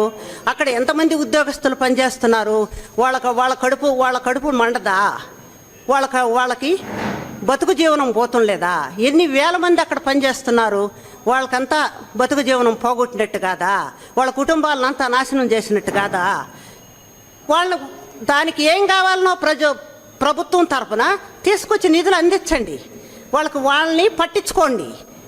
వాళ్ళకి ఏం కావాలా, ఎట్టయితే లాభాల బాటలో ఆ ప్లాంటు నడుస్తుంది అనేది పట్టించుకోమని నేను చంద్రబాబు గారికి చెప్తున్నాను ప్రజల తరఫున. తర్వాత ఏమంటే అప్పుడంతా బ్రిటిష్ వాళ్ళు దోచుకున్నారు మన సంపదనంతా. ఇప్పుడు మన నాయకులే ఉత్తర భారతదేశానికి దోచిపెడుతున్నారు. మన ప్రధానమంత్రి రాబో రోజులలో మన బిడ్డల భవిష్యత్తు అగమ్యగోచరంగా మారుతుంది. ఆలోచించండి. ప్రజలే పూర్తిగా రాజకీయ నాయకులనే మనం నమ్మేదానికి లేదు. నమ్ముకుంటే నట్టేట మునగతాం. పూర్తిగా రాజకీయ నాయకులనే నమ్ముకుంటే ప్రజలే ఆలోచించాలా, ప్రజలే రోడ్ల మీదకి రావాలా. ఎందుకంటే మన బిడ్డల భవిష్యత్తు అగమ్యగోచరంగా ఉంది. ఇప్పుడు డీలిమిటేషన్ గాన జరిగితే మన ఎంపీలు తగ్గి పార్లమెంట్ నుంచి మెడబట్టి బయటకు గంటుతారు మన వాళ్ళని. ఎందుకంటే జనాభా ప్రాతిపదికన జరుగుతుంది కాబట్టి. మన వాళ్ళు ఈరోజే చూసిన మన వాళ్ళు పార్లమెంట్లో ఏదో మాట్లాడుతుంటే, ప్రతిపక్షాలు మాట్లాడుతుంటే డ్రామాలా అని అడుగుండాడు ఈయన. డ్రామాలా ఏంది? డ్రామాలు చేస్తుండేది మన ప్రధానమంత్రి, నాటకాలు చేస్తుండేది మన ప్రధానమంత్రి, అందరు కడుపులు కొడుతుండేది ప్రధానమంత్రి. అందరినీ ఒక పక్క నక్సలిజం అంటాడు, ఒక పక్క పేదల పార్టీ మా పార్టీ అంటాడు. ఏం పేదల పార్టీ? ఘరానా ప్రైవేటు సంస్థలు, బాగా సంస్థలు ఉండేవాళ్ళు ఈయన. ఇది చిన్న ఉద్యోగస్తులు. పేదల పార్టీ అయితే చిన్న ఉద్యోగాలు చేసేవాళ్ళు, చిన్న వ్యాపారాలు చేసేవాళ్ళ మీద ప్రతి 10 రూపాయలకి 2 రూపాయలు ట్యాక్స్ కడుతున్నారు కదా ప్రభుత్వానికి. మరి వీళ్ళంతా ఇప్పుడు ఈయన పేదల పార్టీ అయితే ఎందుకు కట్టించుకుంటున్నావు ఈ ట్యాక్సులంతా? ఎందుకు జిఎస్టీ కట్టించుకుంటున్నావు? మళ్ళీ ఇప్పుడు 3 వస్తువులు తగ్గించి 3 వస్తువుల మీద నేను ఈ 3 వస్తువుల మీద తగ్గిస్తేనే ఒక్కొక్క కుటుంబానికి 15,000 ఇచ్చినానని 15,000 మేలు జరిగేటట్టు చేస్తున్నాను అని చెప్తున్నాడు. ఇది ఎంత నవ్వులాట విషయం ఇది ఎంత కామెడీ. అప్పటికి నువ్వు ఎన్ని వస్తువుల మీద నువ్వు జిఎస్టీ కట్టించుకుంటున్నావు? ఎంతమందిని నాశనం చేస్తున్నావు? చిన్న కుటుంబాల వాళ్ళు జిఎస్టీ కట్టలేక, ప్రజలతో చేయలేక ఎంతమంది రోడ్ల మీద బాధపడుతున్నారు. ఒక పక్కన ప్రకృతి జనాల్ని నాశనం చేస్తుంటే, ఒక పక్కన వాటిని తట్టుకోలేకుంటుంటే, ఒక పక్కన అన్నీ ప్రైవేటీకరణ చేసేదానికి పాల్పడిపోతూ ఉండవు. ఇప్పుడే నిన్ననే చూసినాము, ఒక రైల్వేని ప్రైవేటీకరణ చేస్తున్నాడు మన భారతదేశంలో. ఒక పక్కన ఫ్యాక్టరీల్ని 4 రాష్ట్రాల్లో ఫ్యాక్టరీల్ని, మన వైజాగ్ ప్లాంట్ అట్టటివి 4 రాష్ట్రాల్లో ఉన్నాయి. ఈ 4 రాష్ట్రాల్లో ఫ్యాక్టరీల్ని 3 ప్రయత్నించి జనాలు తిరగబడే కాడికి కేవలం రాజకీయ నాయకులనే నమ్ముకోకుండా ప్రజలు కూడా తిరగబడితే తోక ముడిసినారు, అయిటినట్టు పెట్టినారు. ఇప్పుడు మన ప్లాంట్ మీద ఎత్తుకున్నారు. మన జనాలు కూడా ఆ ఉద్యోగస్తులకు తోడునే ఉండి, ఆ ఉద్యోగస్తులకి రక్షణనిచ్చి మేము ఉండాము అనే రక్షణ ప్రజలే ఇవ్వాల్సిందే. ఇంకా రాజకీయ నాయకులనే నమ్ముకుంటే జరగదు. ఈ చంద్రబాబు పోయినాడు. ఇప్పుడు ఆయన ఏం చెప్పితే అది. సిట్ అంటే కూర్చుంటున్నాడు, స్టాండ్ అంటే లేచి నిలబడుతున్నాడు. లేకపోతే ఈ ప్రైవేటీకరణ ఎందుకు జరుగుతుంది? మన నాయకులు కరెక్ట్ అయితే ఎందుకు ప్రైవేటీకరణ జరుగుతుంది? అదేవిధంగా ఇప్పుడు భాషను కూడా తీసుకొచ్చి ఇది హిందీ భాషను మనకు రుద్దాలని చూస్తున్నారు. హిందీ భాషను రుద్దితే మన పిల్లకాయలకి ఏదో అత్యసరు పాస్ మార్కులు వస్తాయే కానీ హిందీలో హై మార్కులు ఏం రావు మన పిల్లలకి. ఎందుకంటే మన భాష తెలుగులో అయితే హై మార్కులు తెచ్చుకుంటారు కానీ హిందీలో తెచ్చుకోలేరు. మరి దాన్ని తీసుకొచ్చి రుద్ది అది సరిగ్గా లేకపోయేకాడికి ఉద్యోగాలు మనకు లేకుండా అన్ని ఉత్తర భారతదేశం వాళ్ళకి ఇస్తున్నారు. మన దక్షిణ భారతదేశానికి రావాల్సింది మన దక్షిణ భారతదేశానికి ఇవ్వడం లేదు. ఇప్పుడు నేనైతే సేవ్ సౌత్ ఇండియా అంటున్నాను. కొంతకాలం జరిగిన తర్వాత మన రాజకీయ నాయకులు ఏమంటారు? యు వాంట్ సౌత్ ఇండియా అంటారు. అంటే మా దేశాన్ని మాకు ఇచ్చేయండి అంటారు. ఎప్పుడైతే పార్లమెంట్లో మన నోరు పడిపోతుందో, పార్లమెంట్లో మనం మాట్లాడలేకుండా పోతామో, అప్పుడు ఇంక ఈ పదం ఎత్తుకుంటారు. కాబట్టి ఇప్పుడా నుంచి జనాలు కూడా ఈ మోసాలు జరగనీయకుండా ఈ నక్సలిజం అన్నారు. నక్సలిజం ఎందుకు జరుగుతున్నది? నక్సలైట్లు అంటే ఎవరు అనేది ఈ మధ్య చూస్తే నక్సల్ అనే ప్రాంతంలో ఒక పెత్తందారి ఒక సామాన్య మానవుడి ఆస్తి దోచుకుంటే అతను అడవుల్లో పోయి తలదాచుకొని తన సంపదను తనతో కాపాడుకునేదానికి నక్సలైట్ అయినాడు. ఆ నక్సల్ అనే ఊరి నుంచి వచ్చినాడు కాబట్టి అతను నక్సలైట్ అని పేరు పెట్టినారు. అక్కడి నుంచి ప్రతి ఒక్కరిని విషయాన్ని మాట్లాడే వాళ్ళంతా నక్సలైట్, న్యాయాన్ని మాట్లాడే వాళ్ళంతా నక్సలైట్, వాళ్ళకు సపోర్ట్గా ఎవరన్నా మాట్లాడితే నక్సలైట్లు ఇట్లా చెప్తున్నారు. ఇవన్నీ చెప్పేదానికంటే ఈ పేదరికం, ఈ నిరుద్యోగ సమస్య మనకు రావాల్సింది. ఫస్ట్ ప్రధానమంత్రి అయినప్పుడు మనిషి 2 కోట్ల సంవత్సరానికి 2 కోట్ల ఉద్యోగాలు ఇస్తామన్నాడు. మరి ఎన్ని కోట్ల ఉద్యోగాలు ఇస్తున్నాడు ఇప్పుడు మనకు? ఎవరన్నా చూడు, ప్రైవేట్ ఫ్యాక్టరీలలో, ప్రైవేట్లో ఇదిలో చిన్న చిన్న ఉద్యోగాలు చేసుకుంటూ, చిన్న చిన్న వ్యాపారాలు చేసుకుంటూ బతుకుతున్నారే కానీ నేషనల్ ఉద్యోగాలు ఎవరికన్నా ఉన్నాయా? ఇస్తున్నారా? కనీసం కోట్లు చెప్పినాడు, లక్షల ఉద్యోగాలు అన్నా ఉన్నాయా? కనీసం 1000 ఉద్యోగాలు అన్నా ఇస్తున్నాడా? ఎవరికి ఉద్యోగాలు ఇస్తున్నాడు అతను? 2 కోట్ల ఉద్యోగాలు సంవత్సరానికి ఇస్తాను అన్నాడు. మరి ప్రతి ఒక్కరు కూడా వాళ్ళ రాష్ట్రానికి రావాల్సింది సీఎంలన్నా ఎత్తుక్కోవాలి కదా, తీసుకోవాలి కదా. వాళ్ళకి రాష్ట్రాన్ని వాళ్ళు కాపాడుకోవాలి కదా. వాళ్ళు కాపాడుకుంటారనే కదా మనం అధికారాలు ఇచ్చింది వాళ్ళకి. కాబట్టి పూర్తిగా అన్ని రంగాలలో విఫలమవుతున్నారు ప్రభుత్వం. అన్ని రంగాలలో ఆఖరికి నిరుద్యోగ సమస్య అనేది లేకుండా చేస్తానన్నాడు. పూర్తిగా ఇంకా నిరుద్యోగాలు ఎక్కువైపోయినాయి. ఆఖరికి మన దక్షిణ భారతదేశంలో తీసుకొచ్చి ఉత్తర భారతదేశం వాళ్ళని ఏ రైల్వేజోలు చూడు, ఏ ప్రైవేట్ ఫ్యాక్టరీలో చూడు, ఎక్కడన్నా చూడు, ఉత్తర భారతదేశం వాళ్ళు ఉద్యోగాలకు వస్తున్నారు. మన దక్షిణ భారతదేశం వాళ్ళకి ఉద్యోగం లేవు. కాబట్టి ప్రతి ఒక్కరు కూడా జనాలలో మార్పు రావాలి, ప్రజల్లో మార్పు రావాలా, ప్రజలే తిరగబడాలా, రోడ్ల మీదకి ప్రజలే రావాలా. రాజకీయ నాయకులను పూర్తిగా నమ్ముకుంటే పూర్తిగా మనం మునిగిపోతాం. ప్రజాస్వామ్యం అనేది అసలు నాడు తెలుగు భాష అని మన తెలుగు భాషను వదిలేసి హిందీని పెట్టుకున్నారు.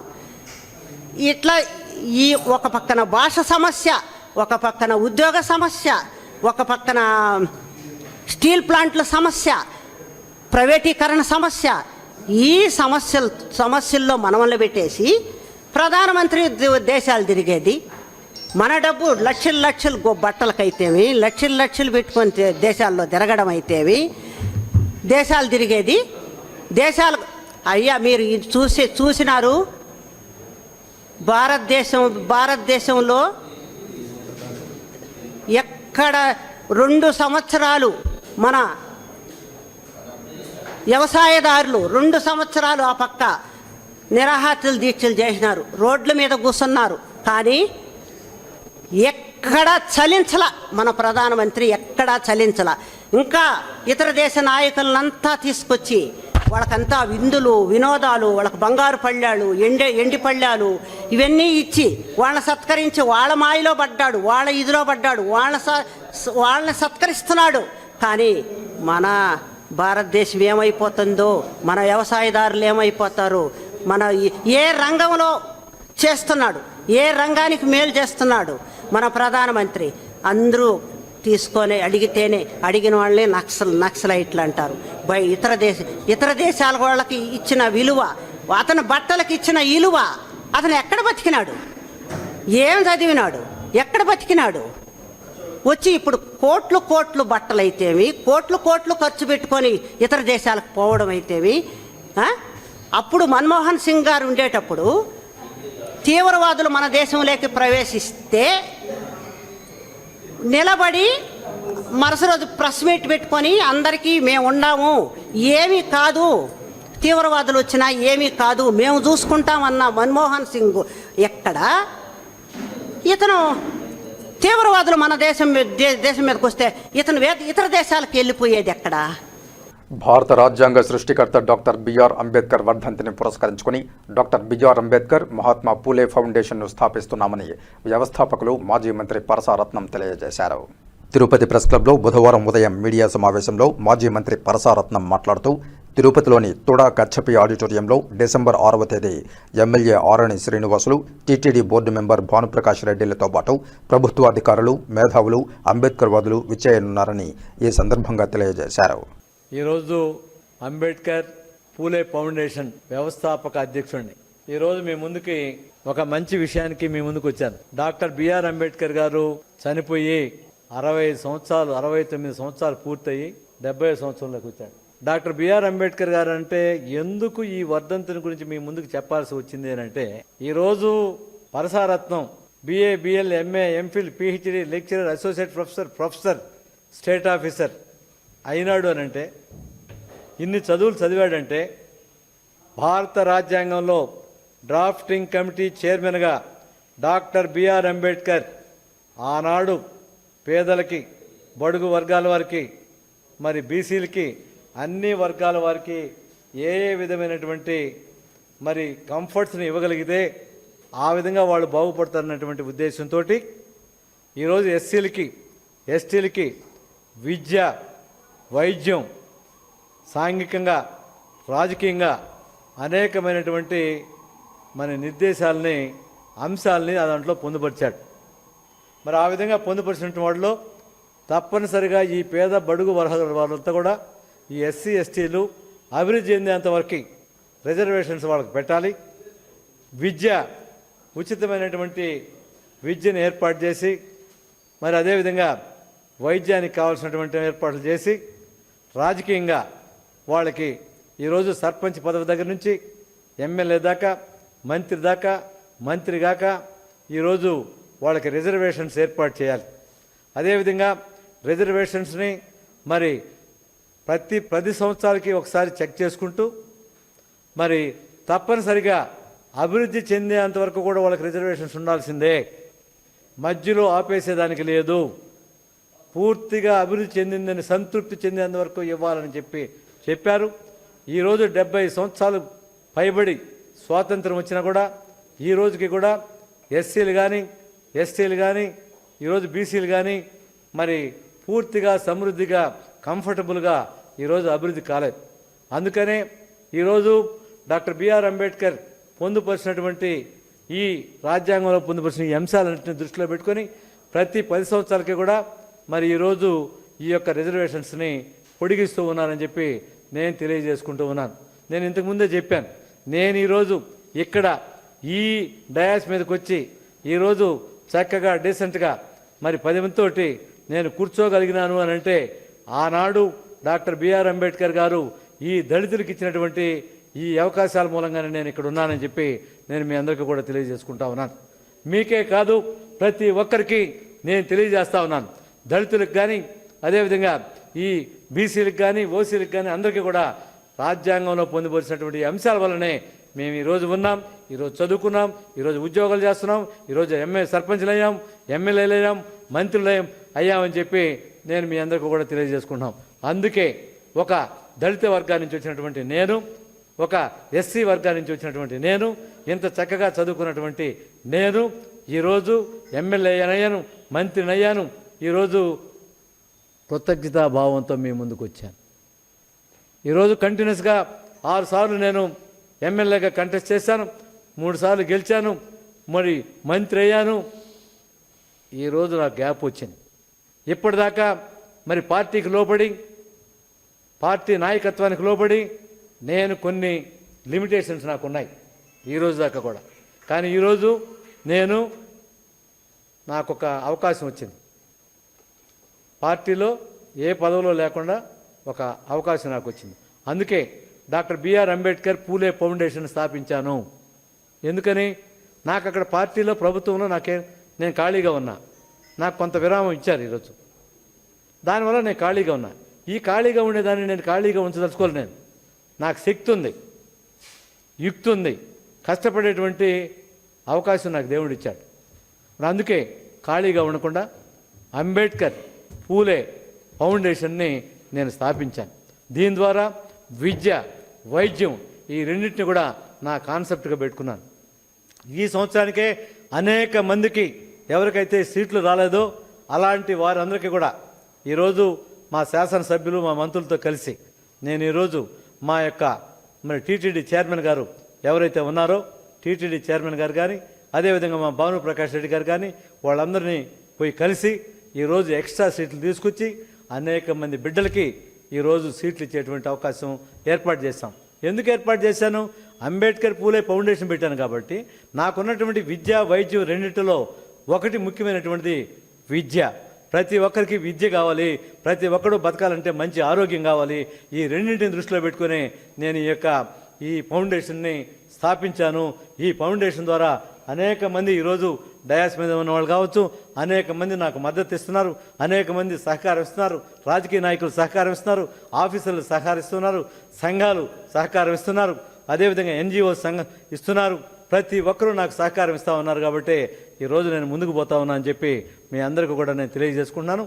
ఇన్ని అవకాశాలు నాకు వచ్చాయి అంటే ఆ దేవుడు, మా దేవుడు డాక్టర్ బిఆర్ అంబేద్కరే. లేకపోతే నేను ఇంత దూరం వచ్చేవాడిని కాదు, ఈ సంస్థను స్థాపించేవాడిని కాదు, ఈ యొక్క విద్యా వైద్యానికి ఇంత ప్రాధాన్యత ఇచ్చేటువంటి వాడిని కాదు. మరి ఎవరైతే బాధల్లో ఉన్నారో, బందీల్లో ఉన్నారో వాళ్ళందరికీ కూడా అంబేద్కర్ మరి పూలే ఫౌండేషన్ చైర్మన్గా వెళ్ళి వాళ్ళ కోసం పోరాటం చేసి వాళ్ళకి న్యాయం చేసేటువంటి అవకాశం కూడా వచ్చేది కాదు అని చెప్పి నేను మీ అందరికీ తెలియజేస్తున్నా. ఇంకొక విషయాన్ని కూడా నేను తెలియజేస్తున్నాను. అంబేద్కర్ అంటే ఎస్సీస్ అని, మరి పూలే అంటే బీసీలు అనేటువంటిది ఇంకా కొంతమందిలో ఉంది. అంబేద్కర్ అంటే ఒక్క ఎస్సీలకే కాదు, 50 మందికి, దేశంలో ఎంతమంది అయితే ఉన్నారో అంతమంది సమాజానికి ఆయన మరి ఒక మార్గదర్శకుడని నేను చెప్తున్నాను. ఒక్క ఎస్సీలకే కాదు, ఒక ఓసీ కావచ్చు, ఒక రెడ్డి కావచ్చు, నాయుడు కావచ్చు, బ్రాహ్మణ్ కావచ్చు, వైశ్య కావచ్చు, అందరికీ ప్రతి ఒక్కరికి కూడా ఆరాధ్య దైవం డాక్టర్ బిఆర్ అంబేద్కర్. ఎందుకనంటే డ్రాఫ్టింగ్ కమిటీ చైర్మన్గా ఆయన ఈ రాజ్యాంగాన్ని, ప్రపంచంలో ఉన్నటువంటి అన్ని రాజ్యాంగాల్ని వడపోసి ఒక సుందరమైనటువంటి, అందమైనటువంటి ఆదర్శ రాజ్యాంగాన్ని ఈరోజు తయారు చేశాడు. కాబట్టే ఈరోజు ప్రతి ఒక్కరు కూడా అంబేద్కర్ని ప్రేమిస్తూ ఉన్నారు. ప్రతి ఒక్కరికి అంబేద్కర్ ఉన్నాడని చెప్పి నేను తెలియజేస్తున్నాను. అలాగే ఈరోజు పూలేని దృష్టిలో పెట్టుకున్నట్టయితే మొట్టమొదట అంబేద్కర్ ముందు, ఎంతో కాలం ముందు నవ సమాజం రామాలని, ఈ సమాజంలో ప్రతి ఒక్కరికి సమ న్యాయం జరగాలని, ప్రతి ఒక్కరూ చదువుకోవాలని, ఆడబిడ్డలకు చదివించాలని, వితంతు వివాహాలు చేయాలని ఈ ఉద్దేశంతో, ఈ ఆలోచనతో సమాజ స్థాపన కోసం పాటుపడినటువంటి వ్యక్తి మరి పూలే. ఈయన కేవలం బీసీలకు అనుకుంటారు, బీసీలకు కాదు, ఈ దేశానికి మరి 4 పాదాలు చూపించి ప్రతి ఒక్కరికి సమాజ స్థాపన కోసం పాటుపడినటువంటి వ్యక్తి ఆయన అని చెప్పి, అందుకే ఈ అంబేద్కర్, ఈ యొక్క పూలే ఇద్దరు కూడా ఈ సమాజానికి పాటుపడినటువంటి మహా వ్యక్తులు, మహా మనుషులు. మరి ఇట్లాంటి వాళ్ళని ఇద్దరిని కలిపితే తప్పనిసరిగా మరి ఇట్లా బీసీల్లో ఉన్నటువంటి ఒక వన్ సైడ్ పోతుంది, ఇటు ఎస్సీలో ఉన్నటువంటి వన్ సైడ్ పోతుంది. అలాగే అంబేద్కర్ని ప్రేమించేటువంటి ఓసీలందరూ, అలాగే ఈ యొక్క పూలేని ప్రేమించేటువంటి ప్రతి ఒక్కరూ ఇప్పుడు అందరం కలుస్తాం. ఎస్సీలు కలుస్తాం, బీసీలు కలుస్తాం, ఓసీలు కలుస్తాం. అందరూ కలిసి ఈ యొక్క ఫౌండేషన్కి మద్దతు ఇస్తే వీళ్ళందరికీ ఈ ఫౌండేషన్ ద్వారా ఎవరు ముందుకు వచ్చినా, ఎస్సీ వచ్చినా, బీసీ వచ్చినా, ఎస్టీ వచ్చినా, ఒక ఓసీ వచ్చినా, ఒక రెడ్డి వచ్చినా, నాయుడు వచ్చినా, ఎవడు వచ్చినా గడప దాటుకొని ఈ ఏపీఎఫ్ దగ్గరికి, ఈ అంబేద్కర్ పూలే ఫౌండేషన్ ఏపీఎఫ్, ఈ ఏపీఎఫ్ ముందుకు ఎవడు వచ్చినా కులాలకి మతాలకి మరి విరుద్ధంగా అతీతంగా ప్రతి ఒక్కరికి సేవ చేసేదానికి పుట్టినటువంటి సంస్థ ఈ యొక్క అంబేద్కర్ పూలే ఫౌండేషన్ సంస్థ అని చెప్పి నేను తెలియజేసుకుంటూ, అలాంటి ఈ సంస్థని మరి చైర్మన్గా నేను ఉండడం నా యొక్క అదృష్టంగా నేను భావిస్తూ, ఈరోజు ఈ చైర్మన్గా వచ్చాను అని అంటే అంబేద్కర్ గారి వల్ల వచ్చాను, పూలే గారి వల్ల వచ్చాను. అంబేద్కర్ గారు ఒకటి అన్నారు, నా యొక్క గురువు ఎవరు అని అంటే ఎవరిని గురించి చెప్పాడు ఆయన? పూలేని గురించి చెప్పాడు. నాకు ముందు ఈ సమాజం మరి సమాజంలో ప్రతి ఒక్కరికి న్యాయం, ధర్మం, చట్టం జరగాలని, ప్రతి బిడ్డని చదివించాలని, వితంతు వివాహాలు జరగాలని చెప్పి నాకన్నా ముందు వచ్చినటువంటి వ్యక్తి ఈ పూలే గారు. ఈ పూలే గారే నాకు గురువు అని చెప్పినటువంటి వ్యక్తి, ఏకైక వ్యక్తి డాక్టర్ బిఆర్ అంబేద్కర్ అని చెప్పి నేను తెలియజేస్తూ, అలాంటి అంబేద్కరే మరి పూలే గారిని నా గురువు అన్నప్పుడు నేను ఆయన్ని మరి తీసుకొని ఆయనకి గొప్పగా నివాళులు అర్పిస్తూ, ఆయన్ని ముందుకు తీసుకెళ్తూ, ఆయన యొక్క గొప్పతనాన్ని తెలియజేస్తూ, ఈ ఎస్సీలని, బీసీలని, ఓసీలని అందరిని కూడా మరి సేవలు చేసేటువంటి అవకాశం కోసంగా నేను ఈ సంస్థను పెట్టానని చెప్పి తెలియజేస్తూ, ఇలాంటి కార్యక్రమాన్ని ఇన్ని చేసినటువంటి డాక్టర్ బిఆర్ అంబేద్కర్ గారి యొక్క వర్ధంతిని ఈరోజు నేను ఈ కార్యక్రమాన్ని గొప్పగా విజయవంతంగా చేయడమే కాకుండా, ఎవరైతే అంబేద్కర్ వల్ల ఈరోజు చెప్పాను అంబేద్కర్ని అందరూ ప్రేమిస్తానని చెప్పాను, అట్ ద సేమ్ టైం ప్రతి ఒక్కరు కూడా అంబేద్కర్ రాజ్యాంగం వల్ల ఈరోజు ఎవరైతే రిజర్వేషన్స్లో ఎవరైతే ఉద్యోగాలు సంపాదించుకున్నారో, ఎవరైతే ఈరోజు మరి అంబేద్కర్ మరి రిజర్వేషన్స్ వల్ల పైకి వచ్చారో వాళ్ళందరూ కూడా 2 చేతులెత్తి నేను మొక్కుతా ఉన్నాను. వాళ్ళందరికీ 2 చేతులెత్తి దండం పెట్టి మనం అందరం కూడా సంవత్సరంలో 2 సార్లు, ఒకసారి అంబేద్కర్ పుట్టినరోజు, ఒకసారి అంబేద్కర్ వర్ధంతి రోజు మనం అందరం ఏకమవుదాం, ఆయనకి నివాళులు అర్పిస్తాం అని నేను తెలియజేస్తూ, ఆ నివాళులు అర్పించే దానిలో భాగంగా ఈరోజు నేను తిరుపతి మా జిల్లా హెడ్ క్వార్టర్స్, నేను సూలూరుపేట నియోజకవర్గమైన 45 సంవత్సరాలుగా ఈరోజు నేను తిరుపతిలో ఉన్నాను. 77లో ఈరోజు చదువుకోవడానికి వచ్చి ఈరోజు నేను తిరుపతిలో సెటిల్ అయిపోయాను. 45 సంవత్సరాలుగా నేను తిరుపతిలో ఉన్నాను. ఈరోజు నేను తిరుపతి వాసిని, నియోజకవర్గం సూలూరుపేట అయినా తిరుపతి వాసిని, నేను తిరుపతి నియోజకవర్గ జిల్లాలో నేను ఉన్నా. అందుకే జిల్లా హెడ్ క్వార్టర్స్లో ఈరోజు మరి డిసెంబర్ 6 అంటే ఈ నెల 6వ తారీఖు శనివారం రోజు కచ్చేపి ఆడిటోరియంలో, అంటే తుడా ప్రక్కనే ఉన్నటువంటి ఆడిటోరియంలో ఈ యొక్క అంబేద్కర్ వర్ధంతిని కార్యక్రమాన్ని నేను చేస్తున్నాను. దీనికి విద్యార్థులను కానీ, ఉద్యోగస్తులను కానీ, సంఘాలను కానీ, అన్ని వర్గాల వారిని, కులాలకి మతాలకి అతీతంగా అన్ని వర్గాల వారిని నేను పిలుస్తున్నాను, అధికారులను పిలుస్తున్నాను. నేను ఇంకా ఒకటి కూడా చెప్తున్నాను, ప్రభుత్వంలో ఉండేటువంటి ప్రతి ఆఫీసర్ని కూడా కింద నుంచి పైదాకా నేను రిక్వెస్ట్ చేస్తున్నా, వేడుకుంటున్నా, మీరు ప్రభుత్వ పరంగా పోయి పూలమాల వేయండి. అట్ ద సేమ్ టైం ఈ కార్యక్రమం కులాలకి మతాలకి రాజకీయాలకి అతీతంగా చేసేటువంటి ఈ అంబేద్కర్ వర్ధంతికి మీరు కూడా రండి, అధికారులంతా కూడా రండి, అధికారులు కూడా నివాళులు అర్పించమని చెప్పి నేను మనస్ఫూర్తిగా కోరుకుంటూ, జై భీమ్, జై పూలే. Thank you.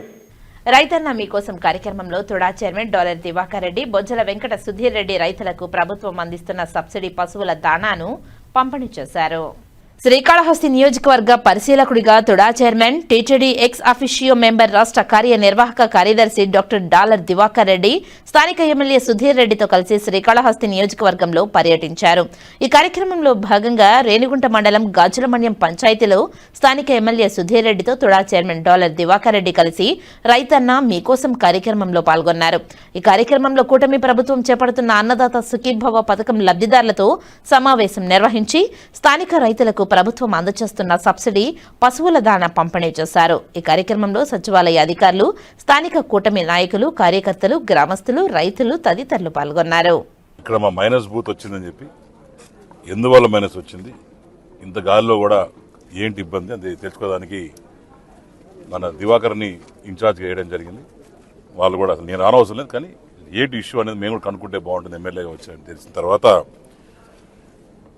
రామారావు గారు తిరుపతిలో నిలబడ్డప్పటి నుంచి ఇప్పటివరకు కూడా ఈ బూత్ అటు కాంగ్రెస్ కావచ్చు, అటు తర్వాత వైసీపీకి కావచ్చు, వాళ్ళ ప్లస్ వస్తూ వచ్చింది. అంటే భారీ ప్లస్, అంటే ఒక్కొక్కసారి 3,000 ప్లస్, ఒకవేళ 2,000 ప్లస్, 3,000 ప్లస్ ఆ రకంగా రావడం జరిగింది. ఆ తర్వాత మొన్న నేను 2019లో ఓడిపోయినప్పుడు కూడా అప్పుడు చూస్తే దగ్గర 1300 చిల్లర మైనస్ రావడం జరిగింది. అంతకుముందు 3,800 ప్లస్ వచ్చింది. మొన్న నా ఎలక్షన్స్ చూస్తే 110 ఓట్లు మైనస్ రావడం జరిగింది. పూడ్చాం కానీ ప్లస్కి రాలేదు. ఈసారి చంద్రబాబు నాయుడు గారు కూటమి ఆలోచన ఎట్టున్నాయంటే ఎక్కడ కూడా ఒక్క బూత్ కూడా మైనస్ రాకూడదు, ప్రాపర్గా సిస్టమేటిక్గా డెవలప్ చేసుకుని ఎక్కడ కూడా ఇబ్బంది లేకుండా. ఇప్పుడే జ్యోతినగర్ పోయొచ్చు, అక్కడ రోడ్స్ అన్ని స్టార్ట్ చేసాం. వర్షాలు ఉన్నాయి కాబట్టి కొన్ని రోడ్స్ శాంక్షన్ అయినా కూడా ఇంకా వెళ్ళబడుతుంది. ఇప్పుడు దివాకర్ గారు ఉన్నారు, వారు కూడా మాట్లాడాం. ఇప్పుడు డ్రైన్స్ అన్ని ఇస్తా ఉన్నారు. ఇప్పుడు మీరు అడిగినట్టు ఆ సూర్యప్రకాశంలో కూడా దాంట్లో కూడా దగ్గర ₹1 ఉంది. అది కూడా ఇమీడియట్గా ఈ వర్షాకాలం అయిన తర్వాత వర్క్స్ అన్ని స్టార్ట్ చేస్తాం. So they are number of works which are ready on list. దాని తర్వాత పిఎం దీని కింద కూడా కొన్ని రోడ్స్ వచ్చినాయి. ఒకటి 32 లక్షలు 36 లక్షల దగ్గర వచ్చినాయి. దాని తర్వాత పవన్ అన్న 2 కోట్లు నిధి ఇచ్చాడు పంచాయతీ కింద. ఇవన్నీ కూడా బ్రహ్మాండం చేస్తున్నాం. మంచినీరు కూడా డెవలప్ చేస్తున్నాం. సో ఇవన్నీ అల్లావద్దు రాదు దీపం వల్ల రుచితే ఉరదు కావు. ప్రకృతి సహకరించాలి, ప్రజలు సహకరించాలి, అన్ని విధాలు చూసుకొని ముందుకు పోతామని తెలియజేసుకుంటే ఎక్కడ కూడా మైనస్ రాకుండా ఈసారి ఎట్లా చేసుకోవాలా, అన్ని బూతుల్లో కూడా ప్రాపర్గా అందరినీ ఎట్లా కలుపుకొని పోవాలనేది కాన్సెప్ట్తో ఈరోజు రావడం జరిగింది. దాంట్లో భాగంగా ఈరోజు బ్రహ్మాండంగా డెవలప్మెంట్ చేసుకుంటా ముందుకు పోతామని చెప్పి తెలియజేసుకుంటాం. కలెక్టర్ దగ్గర కూర్చున్నాం, డిఆర్సీ మీటింగ్ జరిగింది. దాంట్లో కూడా నిన్న చూస్తే ఈరోజు ఒక ఆవిడ వచ్చారు, సుగుణమ్మ ఎవరు వచ్చారు, పేరు ఒక ఆవిడ సుగుణ లక్ష్మి. ఆవిడకి ఏంటంటే ఆవిడ పేరు వాడుకొని ఆమె ఆధార్ కార్డు వాడుకొని ఆవిడ పేరు మీద ఇల్లు తీసుకోవడం. అసలు ఆమె అప్లై కూడా చేయలే. ఇప్పుడు వచ్చి అప్లై చేస్తుంటే ఆన్లైన్లో ఇవి ముందట చూపిస్తాను. ఇట్లా మొత్తం చిట్టా తీస్తే దగ్గర 3,000-4,000 మంది పేరు మీద వాళ్ళకి తెలియకుండా మీ పేరు మీ పేరు తీసుకుంటారు ఉందంట. తీసేసుకొని వైసీపీ వాళ్ళు ఇష్టారాజ్యంగా ఇచ్చినారు. ఇప్పుడు అవన్నీ ఏం చేయాలి? ఇప్పుడు 2,50,000 సెంట్రల్ గవర్నమెంట్ ఇస్తా ఉన్నాం, మనం 3 సెంట్ భూమి ఇస్తా ఉన్నాం. దాన్ని ఏ రకంగా పెట్టుకోవాలని అందరికీ పేదవాడికి ఎవరికైనా ఇల్లు లేవు భూమి లేవు వాళ్ళకి అందరికి ఇస్తా ఉన్నాం. దాంట్లో భాగంగా తవ్వుతా పోతా అంటే బుడత వస్తానే ఉంది. నిజంగా ఎంత స్కాములు చేశారంటే అయ్యో బాబోయ్, అది కదా నా భూతన భవిష్యత్తు అంటే డీకేటీలో స్కాములు, ఇళ్ళల్లో స్కాములు, జగనన్న స్కాములు ఇవన్నీ తీస్తామంటే పాపం పేదవాళ్ళని వాడుకొని ఈ రకంగా బలిపస్తులు వాళ్ళని చేశారనేది తీస్తా ఉన్నాం. తప్పకుండా దీని మీద ఒక ఎంక్వైరీ చేస్తా ఉన్నాం. ఇది కూడా నిన్న ఒక టైం బౌండ్ పెట్టారు కలెక్టర్ గారు. ఒక 1 వీక్లో ఏ రకంగా చేయాలని సీఎం గారి దృష్టి తీసుకుపోయి మేము కూడా మాట్లాడుతూ చెప్తున్నాం. హెల్తీగా ఉంది. అటు జనసేన, బీజేపీ, టీడీపీ ముగ్గురం కూడా బ్రహ్మాండం కలిసి డెవలప్మెంట్ తీసుకుపోతున్నాం. మీరు చూసినంత కాలం అయితే ఈ ప్రెస్ వాళ్ళకి నాకన్నా ఈ ప్రెస్ వాళ్ళు బాగా చేస్తుంటారు. ఎక్కడైనా రోడ్లు వేసినారా, డ్రైన్లు వేసారా, డెవలప్మెంట్ చేశారా? మనం వచ్చిన 16-18 నెలలు అవుతా ఉంది. బ్రహ్మాండం ఈరోజు ఒక మంచి డెవలప్మెంట్ తీసుకుపోతా ఉన్నాం. టెంపుల్కి కానీ ఇక్కడ కానీ అన్నిటి విధాలు డెవలప్ అవుతున్నాం. అదొక భాగం అయితే ఎక్కడ కూడా అసంతృప్తితో కొంతమంది ఉన్నమాట వాస్తవం. ఎందుకంటే గుప్పెడంత బియ్యం ఉంటుంది, ఎంతమంది పంచుకుంటా పోయినా కొంతమంది మిగులుతారు. అదే రకంగా పదవులు అనేది అందరికి ఇస్తా ఉన్నాం. ఈ 1.5 year తర్వాత మళ్ళా వీళ్ళకి ఇవ్వకుండా వేరే వాళ్ళు మళ్ళీ అకామిడేట్ చేస్తాం. సో ఆ రకంగా అందరితో కూడా మాట్లాడుతున్నాం. ఎక్కడ కూడా ఇబ్బంది లేకుండా ముందుకు పోతున్నాం. డైరెక్ట్గా మేము ఒకటే చెప్పాం, తెలంగాణ ఆంధ్ర డివైడ్ అయినప్పుడు జాగ్రత్తగా రాసుకోవాలి. తెలంగాణ ఆంధ్ర డివైడ్ అయినప్పుడు సెంట్రల్ గవర్నమెంట్ 10 ఏళ్ళు రాయితీ ఇచ్చింది ఆంధ్రాకి. ఇప్పుడు అదొక సబ్జెక్ట్. దీనికి ఎందుకు లింకప్ చేస్తున్నారంటే ఇప్పుడు టౌన్ తీసుకొచ్చి అర్బనైజేషన్ ఆఫ్ రేణుగుంట అని ముందుకు పోతాడు. ఇది ఒక బ్రహ్మాండమైన ఆలోచన చంద్రబాబు నాయుడు గారిది. నిజంగానే ఇది రేణుగుంట వాళ్ళ కళ ఎప్పుడు కూడా. ఎందుకంటే సగం ఇక్కడ రైతులు పండించే తక్కువ, ప్లాటింగ్ ఎక్కువ, ఇవన్నీ ఉంటుంది. కానీ ఇంకా కూడా రైతులు ఇబ్బంది పడకూడదు అని చెప్పి 10 ఏళ్ళ రాయితీ. అంటే ఈ ఏవైతే ఖాళీ భూములు ఉన్నాయో దాని మీద ట్యాక్స్ వేయకూడదు. ఏదైతే స్లాబ్ ఆఫ్ కరెంట్ ఎలక్ట్రిసిటీ ఉందో అది అంతే పెట్టాలా. ఏదైతే ఎన్ఆర్జీస్ వస్తున్నాయో రైతులకి నరేగా దాని కింద అవన్నీ వచ్చేట్టు చేయాలా. ఇవన్నీ కూడా పాయింట్స్ సబ్మిట్ చేశాం నిన్న మంత్రి గారికి. వాళ్ళు కూడా అప్రిషియేట్ చేశారు. మంచి ఆలోచన అనేది సీఎం గారు చేస్తున్నారు. తప్పకుండా ఇది వీలవుతుందా లేదా అని ఒకసారి డిస్కస్ చేసుకొని వాళ్ళకి ఇస్తూ, ఎందుకంటే అన్ని ఇండస్ట్రీస్ రైతులు ఇస్తున్నాం కదా. ఇండస్ట్రీస్ వచ్చినప్పుడు వీఆర్ వెల్కమింగ్ ఇండస్ట్రీస్, వాళ్ళు రైతులు ఇస్తాడు. అదే రకంగా ఫార్మర్స్ కూడా ఏదో చేయాలి కదా. ఈరోజు అన్నదాత సుఖీభావ కానీ ఇవన్నీ కూడా చంద్రబాబు నాయుడు గారు మరి పవన్ కళ్యాణ్ గారు ఎంత చిత్తశుద్ధి చేస్తున్నారు. సో కంపల్సరీగా ఇది చేయాలని చెప్పి ఒక డిమాండ్ పెట్టాం. దీని గురించి కూడా మాట్లాడి చెప్పారు. అందరికి నమస్కారం. ఈరోజు శ్రీకాళహస్తి కాన్స్టిట్యున్సీలో రేగుంట మండలంలో తూగోకం పంచాయతీకి రావడం జరిగింది.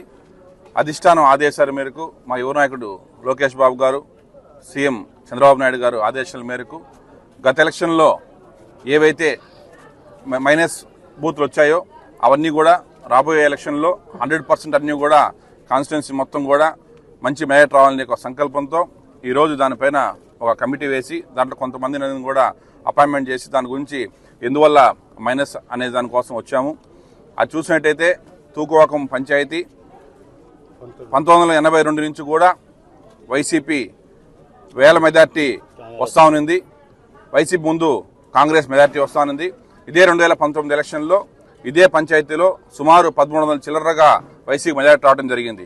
కానీ 2024 ఎలక్షన్లో మా అన్న సుధీర్ అన్న గారు ఎమ్మెల్యే కంటెస్ట్ చేసినప్పుడు పార్టీ పైన అభిమానంతో సుధీర్ అన్న గారి నాయకత్వం బాగా స్ట్రాంగ్ ఉండాలని చెప్పేసి అట్లాంటి మెజార్టీని కేవలం ఈ పంచాయతీ ప్రజలు 110కి దింపించడం కూడా మేము గర్వంగా చెప్పుకుంటున్నాము.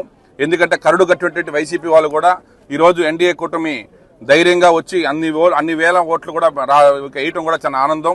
1380 ఓట్ల నుంచి 110 ఓట్లకి మెజార్టీ దింపటం కూడా చాలా సంతోషంగా ఉంది.